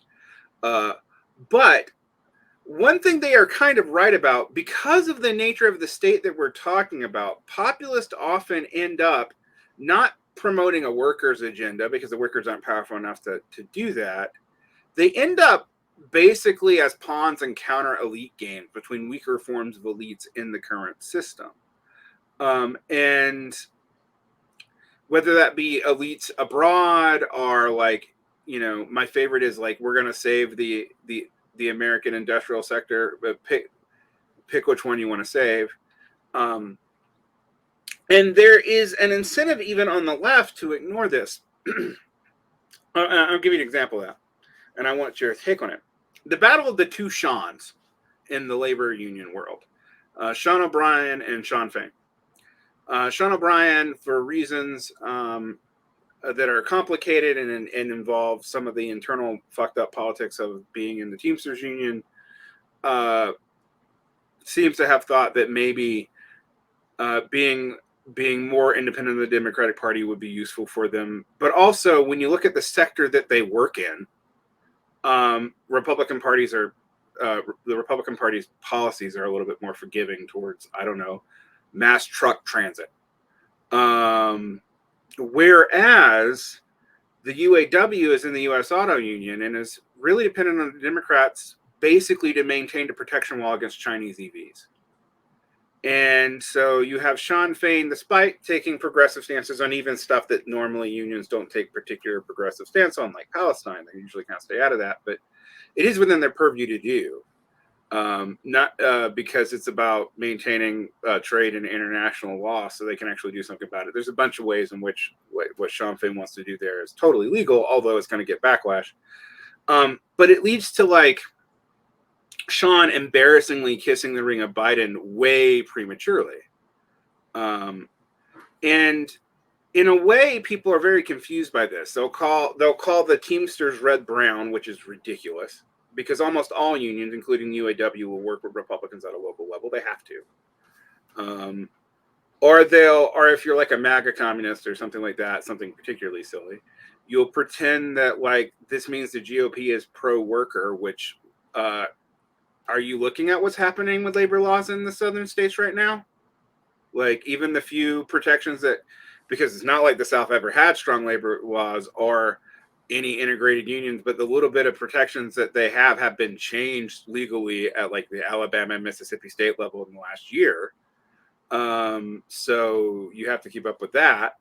But then you have to go, is it actually in the interest of the broad working class for us to hold off any engagement with Chinese EVs for a small, very small, actually sector of the U.S. economy? Because I don't know if anyone's noticed, but the car industry has been dying for 30 years here. So yeah, well, and this is the thing about the UAW. There is no obvious economic reason why cars should be made in the United States at this point. This was the debate after 2008 when Obama was deciding whether to save the automobile industry. He very easily could have decided not to. Many people within the elite in the United States said, we don't need them. It's time for them to go. They've had their run. Bye-bye. The Democratic Party saved them. And in saving them, it has made them totally sycophantic to it. They're completely dependent on it. It was made clear to them that the Republicans were ready to let those factories go post-2008. Mm-hmm. So they're in a very weak position. They exist precisely as long as the Democrats keep them around. And this is why, if the Democrats say you've got to get to this percentage, EV, these companies will broadly go along with it. Even though they're, because they are receiving so much protection, the actual quality of the automobiles that come out of the big three, is not very high. And I mean, some of this, I'm sure, is a little bit of Studebaker resentment at the big three. There is, of course, a little bit of a feeling that because the way that they outcompeted Studebaker is that we overpaid our workers relative to them, and they took advantage of that. Very often the Studebaker plant, the labor negotiations at the Studebaker plant set the terms that they would be negotiating at the big three. So there's some resentment there, but also, I do think it's important to bear in mind, it is not at all impossible, because it has happened. I mean, it did happen in the 60s with Studebaker, for these American car companies to be allowed to die, and they very nearly were allowed to die, and they might well be allowed to die in future. So the union is very weak politically for that reason. It knows it lives on borrowed time. The Teamsters are in a totally different position because logistics is a booming sector, and a sector that is still, a sector where human labor is essential. very difficult to get rid of. It's a sector that is, if anything, becoming more important as warehouses are proliferating all over the country. So that's a sector that has a little bit more power and therefore more potential autonomy. So I think in their different ways, the behavior of both of the Seans makes sense given the parts of the economy they're operating in and the fact that the UAW is in decline and it's trying to manage that decline, whereas the Teamsters Union is maybe ascendant would be too strong a word, but has plenty of reason to think that it will be a player going forward. Right, and thus has a reason to play both sides as kingmaker in the national level, even if that befuddles the left about why they would do that. And I don't think like people who are like, oh, are you saying that means that the Teamsters are independent? And I'm like, no, they're not. But they have more compared to everyone else. I mean, right. And this is the trouble, right? People can't keep both sides of this in your head, okay? The Teamsters have more power than other unions, but that doesn't mean they have the power to take over the state by going on strike. Right. And unfortunately, I mean, there was a sort of like, if you've read the work of Kim Moody, the great Kim Moody, Gene McAlevey wars and union organizing has been understood. Although one of the things I've said about McAlevey is this is not her fault. It's not actually what her theory tells you. But if you read it superficially, you can be like, well, all the left activists should go into union bureaucracy and like uniserves and stuff like that to service and aid the integration of the unions in with the state, which in the United States context actually means, so make them appendage of a Democratic Party, which we tried already in the past. I mean, like, I do feel like structurally more favorable circumstances. The conditions have gotten so much worse for that strategy now. It's so much worse, and yet people want to repeat it. And I will say all of McAlevey's examples of success are in the time period that we're talking about, ignoring the end of it. Right. Conversely, Kim Moody was very focused on the logistics unions, and maybe radicalizing the logistics unions, but that runs flat directly into conflict with the McAlevey strategy, and both don't deal with the fact that the largest union sectors in the United States are the teachers unions and the police unions, which also, by the way, is why the police unions are never going to get kicked out of the AFL-CIO, because they're a disproportionately large part of it, even though a lot of police unions aren't even in it. So, and this goes back to what you said about the public sector not drawing on the wage pool that everybody else draws on. That's why the defined benefit pensions can last longer and the unions can last longer in those zones. But of course, as the state is subjected to continuous rounds of austerity driven by capital mobility, conditions get worse for those sectors too. It's just delayed. And we see this in public systems completely falling apart, education and healthcare. And I will say this, and I want to ask you your opinions about this. I think the left's way of talking about the education crisis and the healthcare crises have been largely to not, or to be irresponsible, or to just say Medicare for all will fix it. And I don't know, free college will free college fixes so little of the education problem in the United States. I'm not against free college. I think in most cases it actually ends up being regressive, but it doesn't have to be. If you studied implementations, you could learn how to do it relatively progressively. The problem that you have, if you look at the examples in Asia and Europe, is that elite colleges tend to be free because they're patronized by the state, and there's a limited number of seats, so they remain elite, which means that the competition for them in a capitalist society still favors the rich, which means you actually do end up with a regressive situation where the rich are getting shit for free. I saw this in Korea. Like, the rich are getting uni for free and the middle class is paying out the nose for it, and often for-profit, low endowment universities. So that's a definitely suboptimal thing that I don't see people looking at enough. But the other thing is, like, why do we need everyone to have 24 fucking years of education? Like, I'm a believer in education. I'm a believer that working class people can, like, read books and shit. And it makes me mad when I hear people like talk about how that isn't possible. I come from the working class and I can fucking read. In fact, reading was cheaper than a lot of other forms of entertainment. But I do find it increasingly frustrating that I don't think the left, Freddie DeBoer aside, and I don't always agree with him, but at least he's talking about it. I don't think the left treats American public education honestly at all. It doesn't really talk about why it's falling apart. And usually you'll get, oh, well, if you just empower the teachers union more. And I'm like, California, New York have plenty of empowered teachers unions, and it's not actually even helping the teachers that much. And it definitely isn't changing conditions for the students. I'm not, I'm a union rep in a teachers union. So like, I definitely have interest of those growing, but like, let's be honest here that that's not the only social condition you need to change to fix this. I think, the unionized schools do better, right? Because your teachers are happier, they stay longer. You have more accumulated knowledge. You're not constantly grinding through people who leave the profession as soon as they learn it, because it's going to take 3 to 5 years to even begin to be competent at it. But so you do see, on margin small gains, but the larger problems of American education aren't fixed that way. And they also aren't fixed by money, because what we have actually created in the past 20 years in the education system is a rent-seeking apparatus the world has not ever seen before. Like, including on tech. I went to a super expensive tech conference paid for by my district. It was basically an ad for a bunch of bullshit AIs that barely work. And they paid $600 a person for people to go. And I'm just like, that's a grift if I've ever seen one. And getting the left to like really go into that and talk about that, I think because it's not as noble about like maybe all the incentives of teachers or, this, that, or the other, or that there are different incentives and different needs. During COVID, I was one of the few people that was like, you need to treat high schools differently than elementary schools.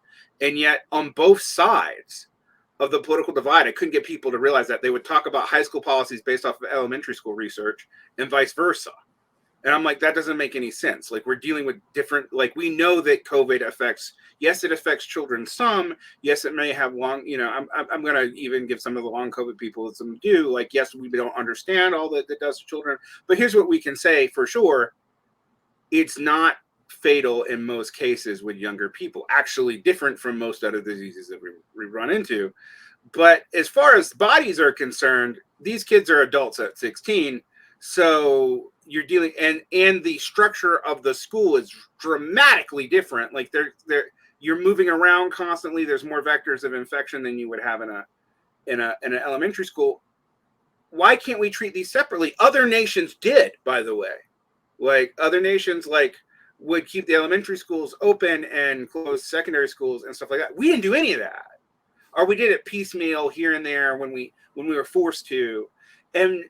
And getting people to talk about the needing different strategies at different age groups was really hard, partly because they didn't want to point out that like that would lead to differences in labor treatment between teachers.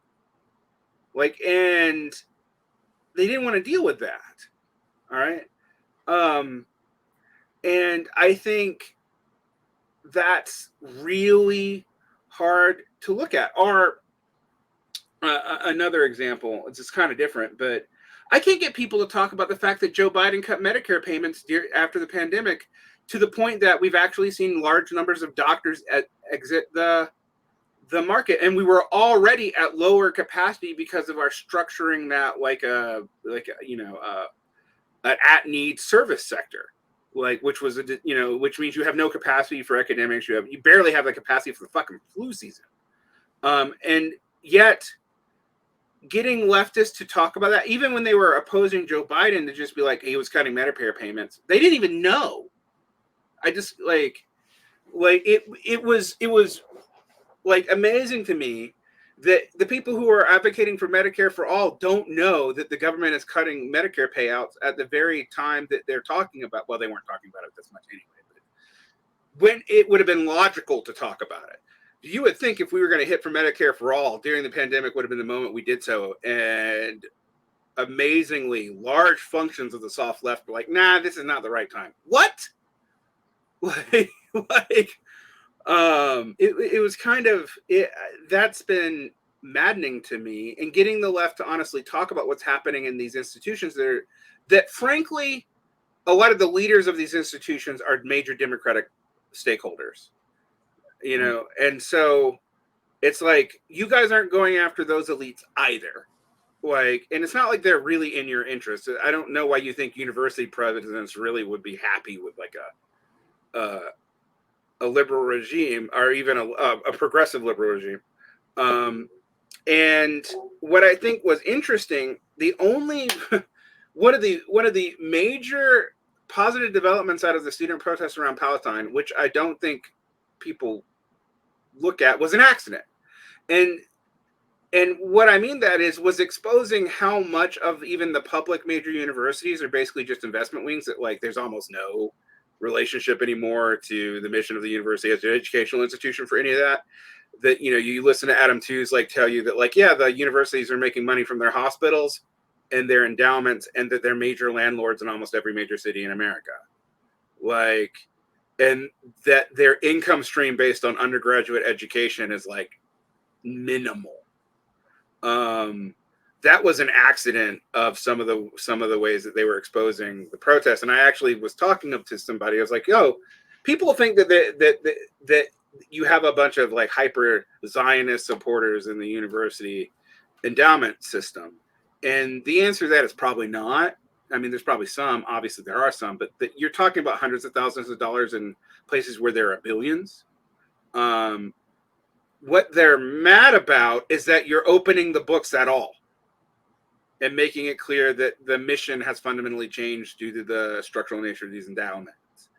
And what is interesting, outside of Adam Tooze and outside of specifically around Palestine, people miss the implications of that and what that says about higher education. They've also like not paid attention to, the only people who paid attention to what I'm talking about in secondary and primary education are the libertarians, who've been noticing how much rent seeking is going on. That like, we've seen the cost of educating pupils double with no significant increase in pay for teachers, and staffing is 93% of the cost of all education. So where's the money going? Like, weirdly, I haven't gotten the left asking that either. Like, so it just seems like for people who talk about materialism all the time, they don't do a lot of actual research into material economies. Like, yeah. So what do you make of that? Why is there an unwillingness to go there? Yeah, I have a lot I could say about education and healthcare. I think with regard to education, the universities, the expansion of the universities was originally a post-war retrofuturist project to prepare us for the end of labor, right? Mm-hmm. And then when that didn't come off, all of a sudden the university became a job prep institution, which was never what it was originally envisioned as. The university was never meant to be a job prep institution. It was an elite training academy. So the idea that you would just go to a university as part of getting ready to be a worker was never part of the vision for what a university was supposed to be. If you got into the university system, you were in a different class. You had gone somewhere different. And so the image of expanding the university system was to lift everybody out of being a worker, ultimately. And that was the original vision for it.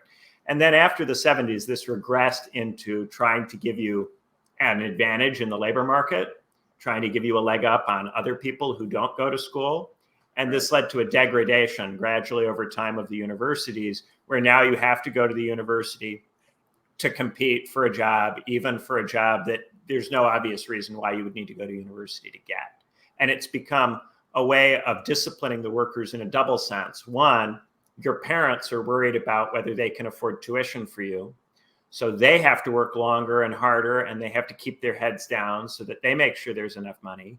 Or alternatively, you are going to borrow a bunch of money to go to school, and then that debt is going to control you in your early career and limit what you can do. So the university system, which was originally meant to liberate everybody from being a worker in the 50s and 60s when they conceived of this expansion, has now become a way to discipline workers both at the early stages of their career through the student debt, and then at the later stages of the career through the need to put your kids through college. Right. And that's, the sick thing that has happened to the university system, which was originally meant to play this grand emancipatory role and has now been turned into a tool of enslavement and servitude. It's incredibly sad and very sick. The other thing I would say about education with regard to the public school system, the left, because it doesn't want to think about the family or the household in a rigorous way as a material institution, which is involved in, Bildung, in creating new subjects, tries to put all of the emphasis on the schools and on the school system. And it does this even as the conditions for ordinary workers for their ability to raise their children have been continuously undermined. So you used to have a situation where one person, doesn't matter the sex, could be at home and could play a continuing role in the school system, could go to school board meetings, could be an aide who participates in the classroom even. Parents used to be involved in the schools, really involved in them in a way that they can't be now because they both have to work. And when their kids come home, if they come home, oftentimes they're in daycare, they're at the Boys and Girls Club, they're at the YMCA, they're somewhere else after school because there's no one around. There's no one who's able to be around because of the imperative that both parents work. So you're not having the parents, reading to the kids in the evening. You're not having the parents involved in looking at the homework and discussing with the kid what happened at school. If anything, when the kid does talk to the parents, it's, the kid gets a sense that the kid has to just tell the parents it's fine, don't worry, because the parents are too stressed out to be able to actually help or actually make a constructive intervention. What we're getting at this point is an entire generation that has normalized the idea that from a very early age, kids just have to be in daycare so that a professional can do the work of actually raising them. And this is impossible. It's not possible, no matter how well run a daycare is, for someone running a daycare to take care of your kid in the way that you would be able to take care of them if you were fully engaged. And one of the things that's gone horribly wrong, and it's a misogynist thing that has happened in our society, is that we've devalued the work of raising children because it's something that was previously not done for money and something that was previously done primarily by women. We've treated this as work that doesn't really need to happen or which can just happen under the rug, sweep it away. We don't treat it as a social issue, a social question, how that labor is to be done or how we are to arrange the conditions under which it can take place. And instead, this whole discussion is sublimated into endless debates about reforming the schools and constant blaming of the teachers for things that are wrong because we have not adequately provided for functional households. Our economy no longer provides for that. So we are getting entire generations that are not capable then of going to a university and participating in it in the way that they would have been able to at a similar age. And that's further driving down the quality of university education, further making the university into a stupid job coupon factory. It's right. Incredibly tragic. And with regard to healthcare, the healthcare sector is our problem as a state. The United States, its problem is that it has a bloated healthcare sector that's too large, that sucks up too much resources, that could go to investment, could go to other sectors, could allow other things to pop off. It literally sucks up from everybody too. Like all classes get built by it. So. Yeah, and the whole notion that the millennials are going to inherit a bunch of money. No, first the healthcare sector will suck all of that money away from our aging parents before we inherit it. That's what it's designed to do. It's designed to vacuum up that money so that people can't build generational wealth through even in professions that pay good money. Ultimately, they'll get it all from you before the end. And that is the function of the healthcare sector, is to get it all from you and keep you weak. But the thing that I think people don't think about enough is that ultimately, if Medicare for All were to have succeeded, it would have succeeded because it would have been an overcoming of an entrenched sectoral interest. It would have been we would have eliminated a ton of middle-class jobs. Yes. And those people would have need to be reskilled and reallocated. And it would have been an enormous undertaking. I think a necessary one to create dynamism within the American state. If you were actually trying to prevent the United States from declining as a state, you would have to break the healthcare sector and free up those people, that investment, that possibility to distribute it elsewhere.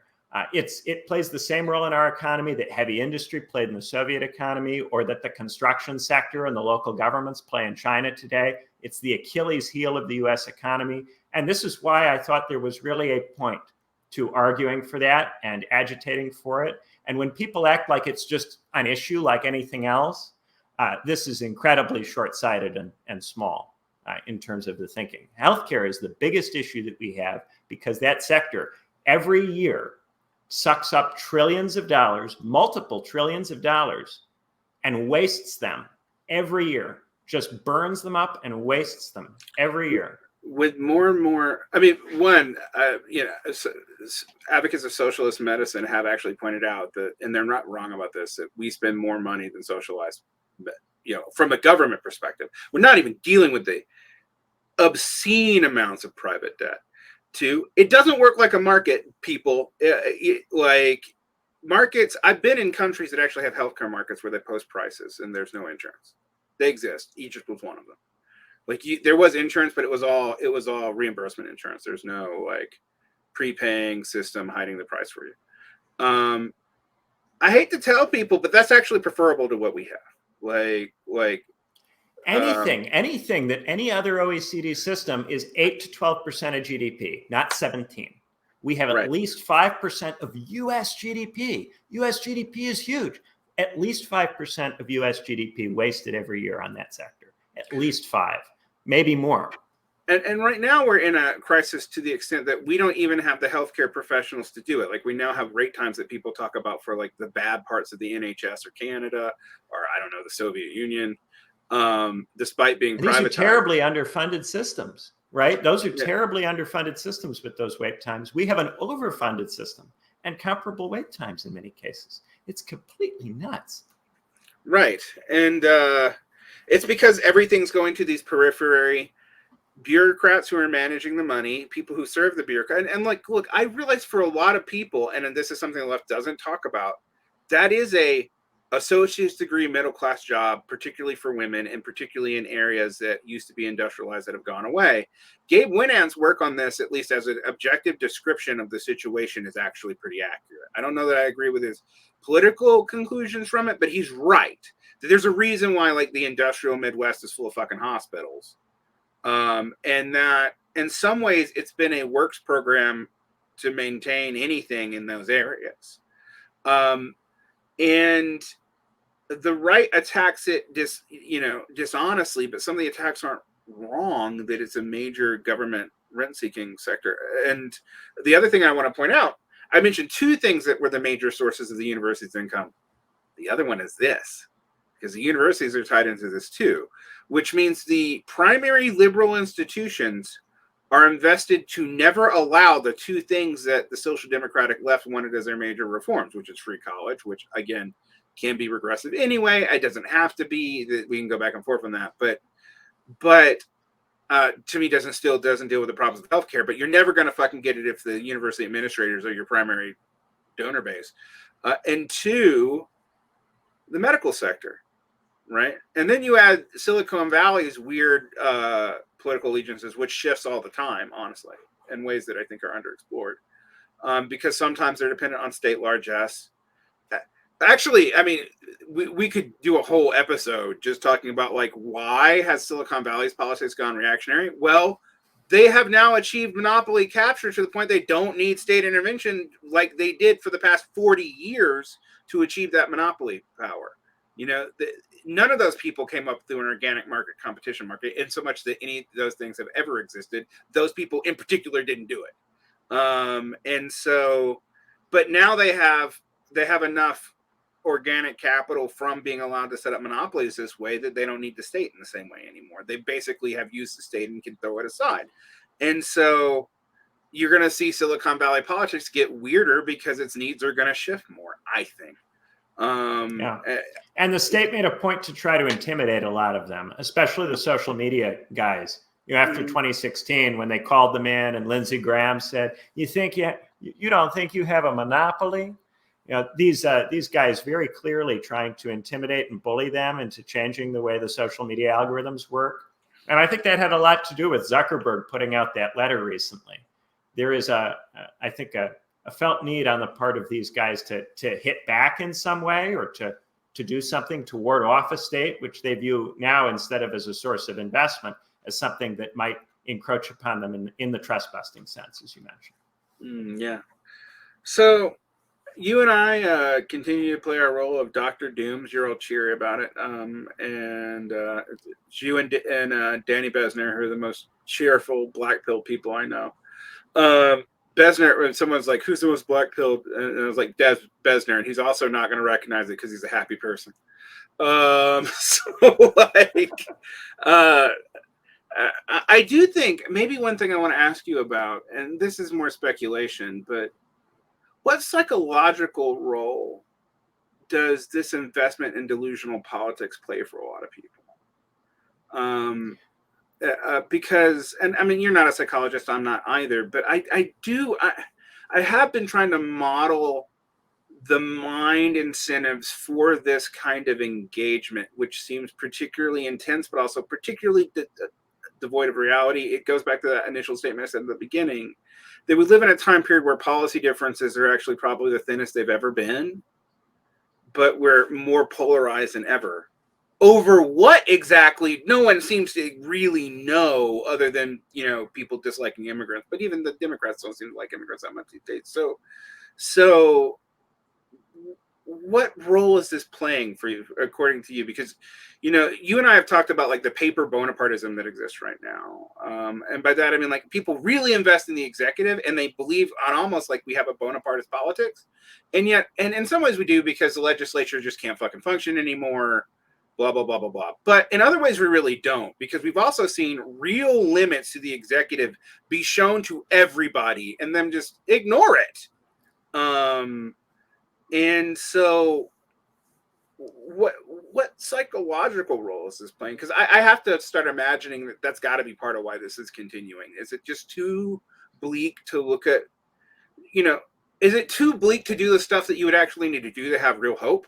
Is that what it is? Like, what's going on? That's my last question. Yeah. I think that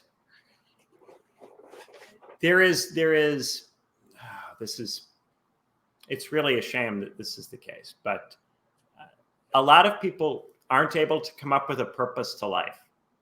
People need a purpose in life. They need something to care about, right?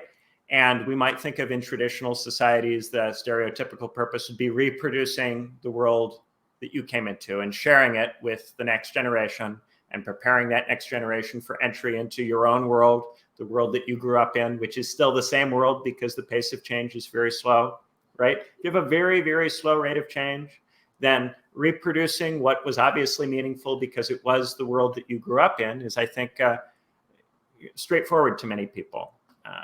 Some of the abstractions that come out of that, faith in the religion, commitment to one's family, these are things that make sense in a very slow change environment. When you have a very rapid changing environment, people try to be on the side of history in some sense.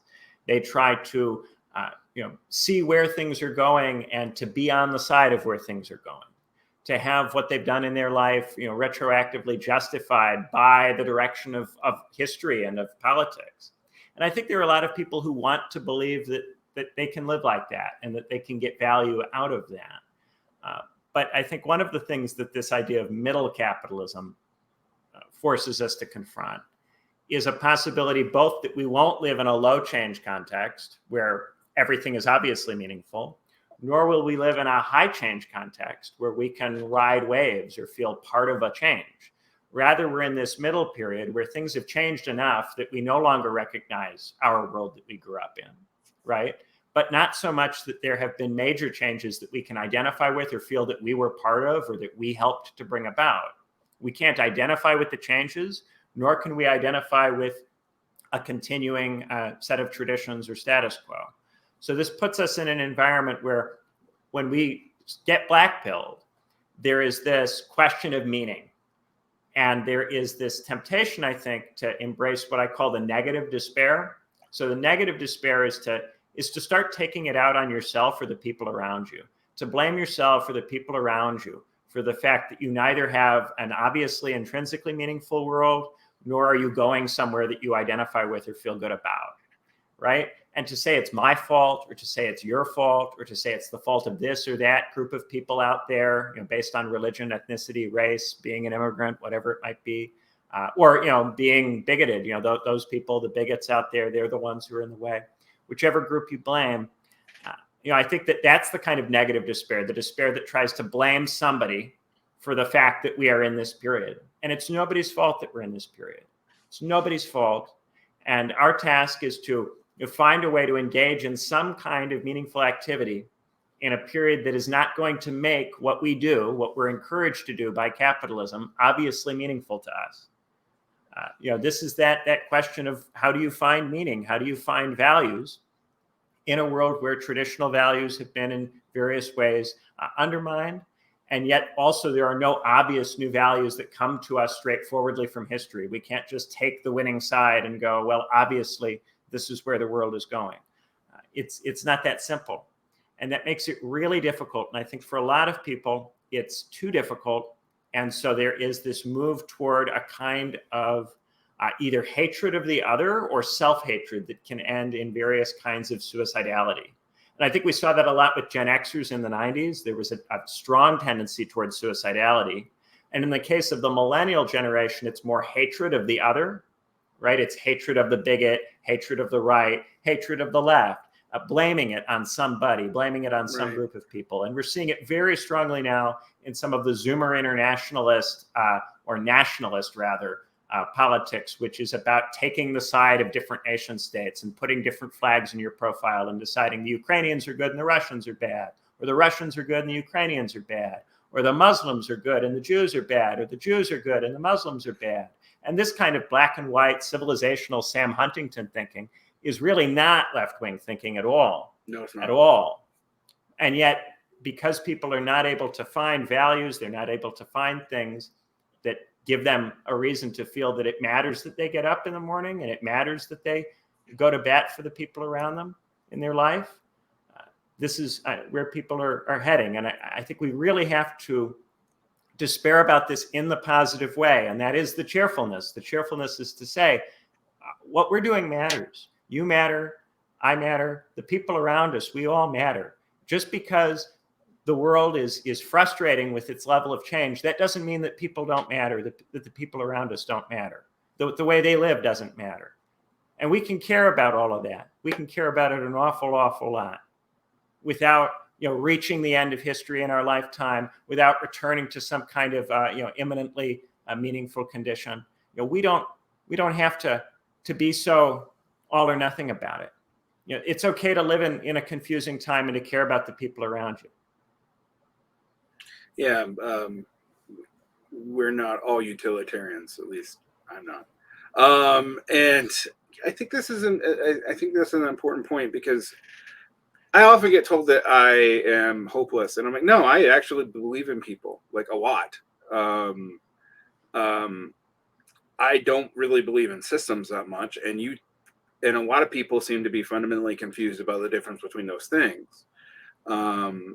It's why, when I talk to people, I'm like, I have no interest in trailing white ring talking points. But I do think if you're not willing to talk to poor ass people, and where I live in Utah, go out to rural Utah, or where it has different conditions than Wyoming, which has different conditions in the South. But if you can't talk to those people, you don't really have a viable politics in a federated nation. You just don't. But that doesn't mean you tail the bullshit that other people are feeding them either. There's limits to that. But also, people aren't going to believe when leftists pick up right-wing talking points, no one really believes them. They don't believe themselves. So it's right.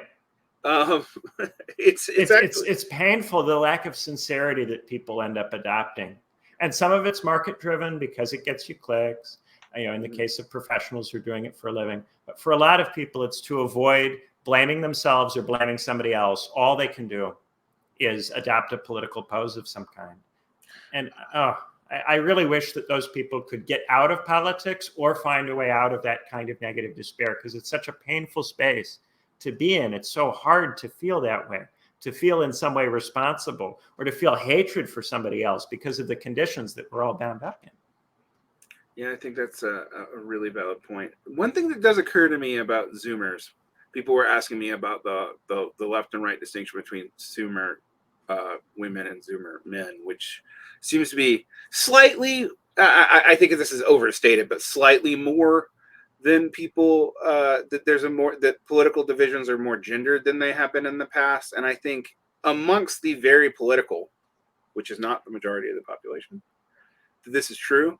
But one thing I will say is, by and large, traditionally, the most likely group to kill themselves are men. Period. In discussion, particularly in their late adolescence, and then again in their early to late middle age. Like, just statistically, dudes are way more likely to kill themselves than women.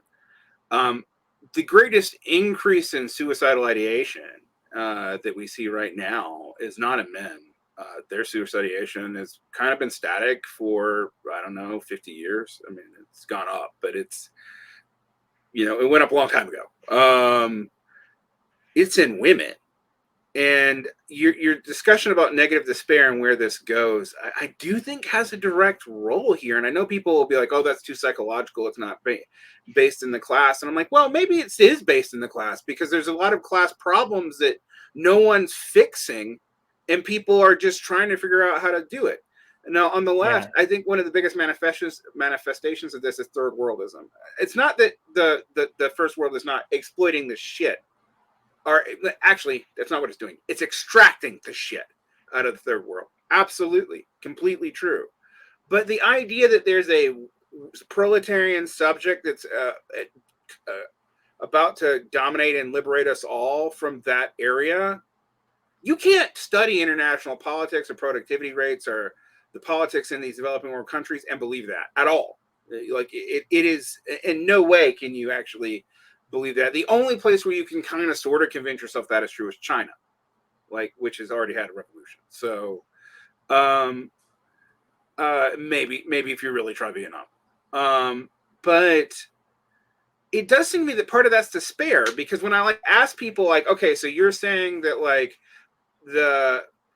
the empire bought off the workers, but the height of American military power is the 90s, the height of American economic power is the 50s. So how does that work exactly? It seems like you're describing Fordism and neoliberalism as if they happened at the same time. And even then, if you look at labor productivity rates, I'm not going to get into why. It's not because the developing world is full of stupid people and they don't have the technology. It's not that at all. It's labor arbitrage. It's international rules regimes. It's the concentration of capital that we talked about earlier, right? But you can't look at the productivity rates and go oh, well, we're just exploiting them more. No, we're extracting shit from them, but we're not exploiting them more. But in some ways, a lot of those countries would love for us to exploit them more. I know that sounds strange, but that that would get them organic capital composition, and ways out of the lower income traps of development. And yet the fact that every time that people convince themselves we're about to have a social democratic revolution, and then it doesn't happen, we see massive increases in third worldism. And we've seen this 3 times in the last 100 years, right? And in the first time, I think it was justifiable. There were revolutions, national liberation revolutions happening all over the goddamn planet. That's not true now.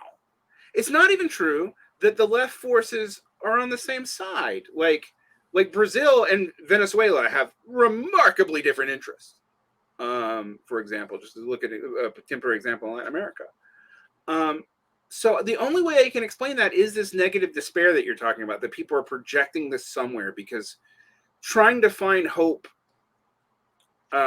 in yourself and in your own activity and in your life that would compound and join with other people's hope and rebuild that requires discipline and patience and things that modern life mediates against, and that it's painful. It literally hurts. Yeah, it really hurts. And people like you and me, we have some level of protection from it. We've been able to read. We've been able to spend a lot of time in a lot of kinds of books that have no obvious instrumental use. I mean, I've talked to academics who sincerely believe that they have to only read books that they're going to cite because they have to compete for these academic jobs and they're so worried that they won't be able to. They don't have time to read something just because it might be compelling or it might help them in some way to think about something or to feel about something. You and I have both had time to read a lot of stuff which is not obviously useful. And when you have time to read stuff that's not obviously useful, it really opens up all of this meaning that's all around us. There's so much meaning all around us all the time.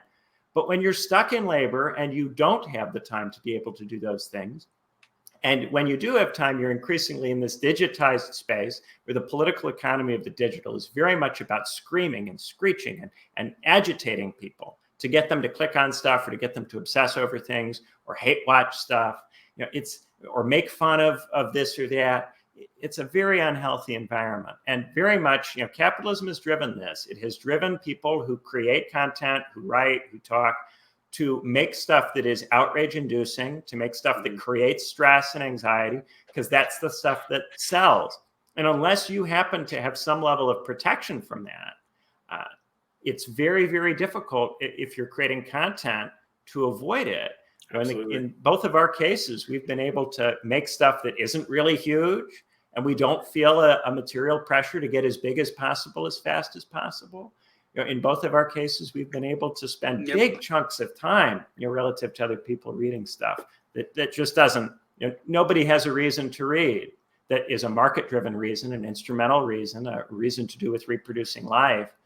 And it's so difficult for people to get access to those conditions. And the thing that I always remember when I think about this stuff and what to do is, people have so much latent potential that's crushed out of them by all of this.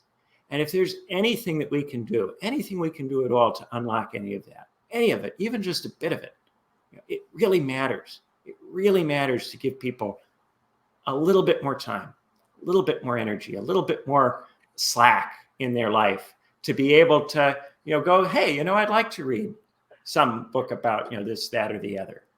And to be able to do that and to have the energy to do it, without all this, grind set and hustle and all this awful stuff that people are forced to do. Yeah, it really is. It's really sad. If you can stand outside it, which only a few of us are in position to do, it confronts you as this enormous, massive sadness. It's interesting, like, how you get that freedom, because for me, I have a relatively intense, but I have summers off, so I can read 50 books in the summer, and I can write. Most people don't have that. And when people ask me, why do I stay a teacher? I'm like, well, I'm not an academic and I'm not trying to compete. No, when I was an academic, everything I read felt like it had to be exactly for what you're saying. Like I had to be competitive in the market and read a bunch of shit that was mostly useless. And but it was useful for me to stay on top of my field because I had an interview. When I went back to teaching primary, secondary education, I didn't worry about that. I still read for my job, but it's a different set of concerns. Because I have a day job, I don't this. I have a relatively successful podcast, but I don't. In fact, frankly, if I get a whole lot more successful, it's a tax liability. So, I have an incentive to be honest, and to not care about SEO and stuff like that. But if I wanted to do this for my living, I would have to curtail to what people believe. And that would change me too. It does something to the people who do this. I've seen it. Yeah, you'd have to become vouch. Right, yeah. And people who think, oh, that's just cynical. I'm like, no, eventually you believe it. If you pretend to believe something for long enough, you will start to believe it. And this is Plato's point about mimesis. He's got a point about it. Right. Oh, yeah, but I need to explain mimesis to my peeps sometimes. But thank you, Benjamin. I found this conversation eminently rewarding. I've done a lot of postmortems on the last 10 years of the left. I find that my conversations with you are at least rooted in material conditions and less in vibes. So I appreciate that. I'm sure that people will have things that we have upset them with. Good, comment on it if you want. It's going to help my algorithm anyway, even if you hate my guts. If you really want to hurt me, guys, you don't say anything.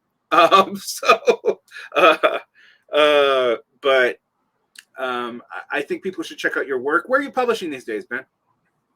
Well, so if you go to my website, benjaminstudebaker.com, I always announce new stuff there. My next book, Legitimacy in Liberal Democracies, will be out in November. Ooh. Yeah, that'll be with Edinburgh University Press. I'm looking forward to it. And I'm really looking forward to sharing the cover. We got this really, really beautiful cover for it. I'm really excited when they put it on the website and I can share it around. Yeah. Very close to getting that cover up. Yeah. Well, when it comes out, I'd love to have you back on, because legitimacy, and that's a question. It's like, and interestingly, it's like you and Michael Sandel asking it. Very few, as much as people talk about saving democracy all the time, I'm not hearing many people talk about why de-democratization has been largely legitimized across the board, just in different ways. And maybe your book will be an answer to that. I like some of the pieces you've written for Sublation. Actually, your pieces are probably the only pieces I've read from Sublation, to be quite frank. So I should read my old friends more, but I don't. I very much appreciated, by the way, the video you made about the Beyond Bonapartism piece. You know, I know that you are often a very effective critic of people's work. So I went, oh, Varn's made an hour-long video about what I wrote. Oh, does he tear it to shreds? But you were very nice about it, and I was very touched. Yeah, I actually, when I read that, I was like, this is the most stringent piece of criticism on the state I've read in a long time. I mean, I have my critique was basically there's not enough economics in it, but it's also a speech at you can't cover everything in one piece. So yeah. But I enjoy your work, and people should check it out. And hopefully people will also start building meaning. And I guess, I'm a really harsh critic of David Graeber, but probably more than most leftists, actually. I might eventually, on the books that I'm going to maybe write, there are two that are in the works right now, one on Christopher Lasch and one on essays on the millennial left. And right now, mostly about Bordiga for some weird fucking reason. But I have thought about writing a Contra Graeber book, just titling it that. But that the community meaning stuff in him is actually one of the few things in him that I think is actually somewhat good. That not that that's the end all be all of politics, it obviously isn't, but and I think the problem is that he stops there. But you can't really do politics without it. Negative partisanship as your primary means of partisanship will destroy you. And I don't think that's enough. I don't think it's being, people tell me I'm sometimes too soft on elites and I'm not focusing on hating them enough. And I'm like, I don't know how hating them enough actually gets anything done against them. I just don't. I don't see the evidence for that. The trends are larger than that. People's individual hate is not enough to do it, but they can't do the stuff that I need them to do, like you said, unless they feel like they have meaning in their life and that they have some relative stability. And anything that we can do and reforms that would enable that, dealing with healthcare, dealing with crime, even. I know that's a big no-no on the left. We're not talking about that today, but that would be really important for any future politics. And in a way, we're in a position where to be political, even electorally, we have to kind of give it up for a little while, because if we continue running that rat race, we're doomed. That's my take. Yeah, I'm really looking forward to that stuff. A lot of that sounds really fun. I hope it comes out. I love to read. Well, one of the books is actually one of the books is actually under contract, so I have to finish it. Good. I'm so glad to hear that's going to happen. I have such a great time coming on and talking to you. It's really a blast. Yeah, thank you so much, Ben. And we'll definitely see you when that book comes out. And if you have any other writings, I find X to be a hellscape, and I always have. I engage in it because you kind of have to in the media. But I actually find yours refreshingly honest. So, people should check out your X. All right. Thank you so much. Thank you. Bye. Bye.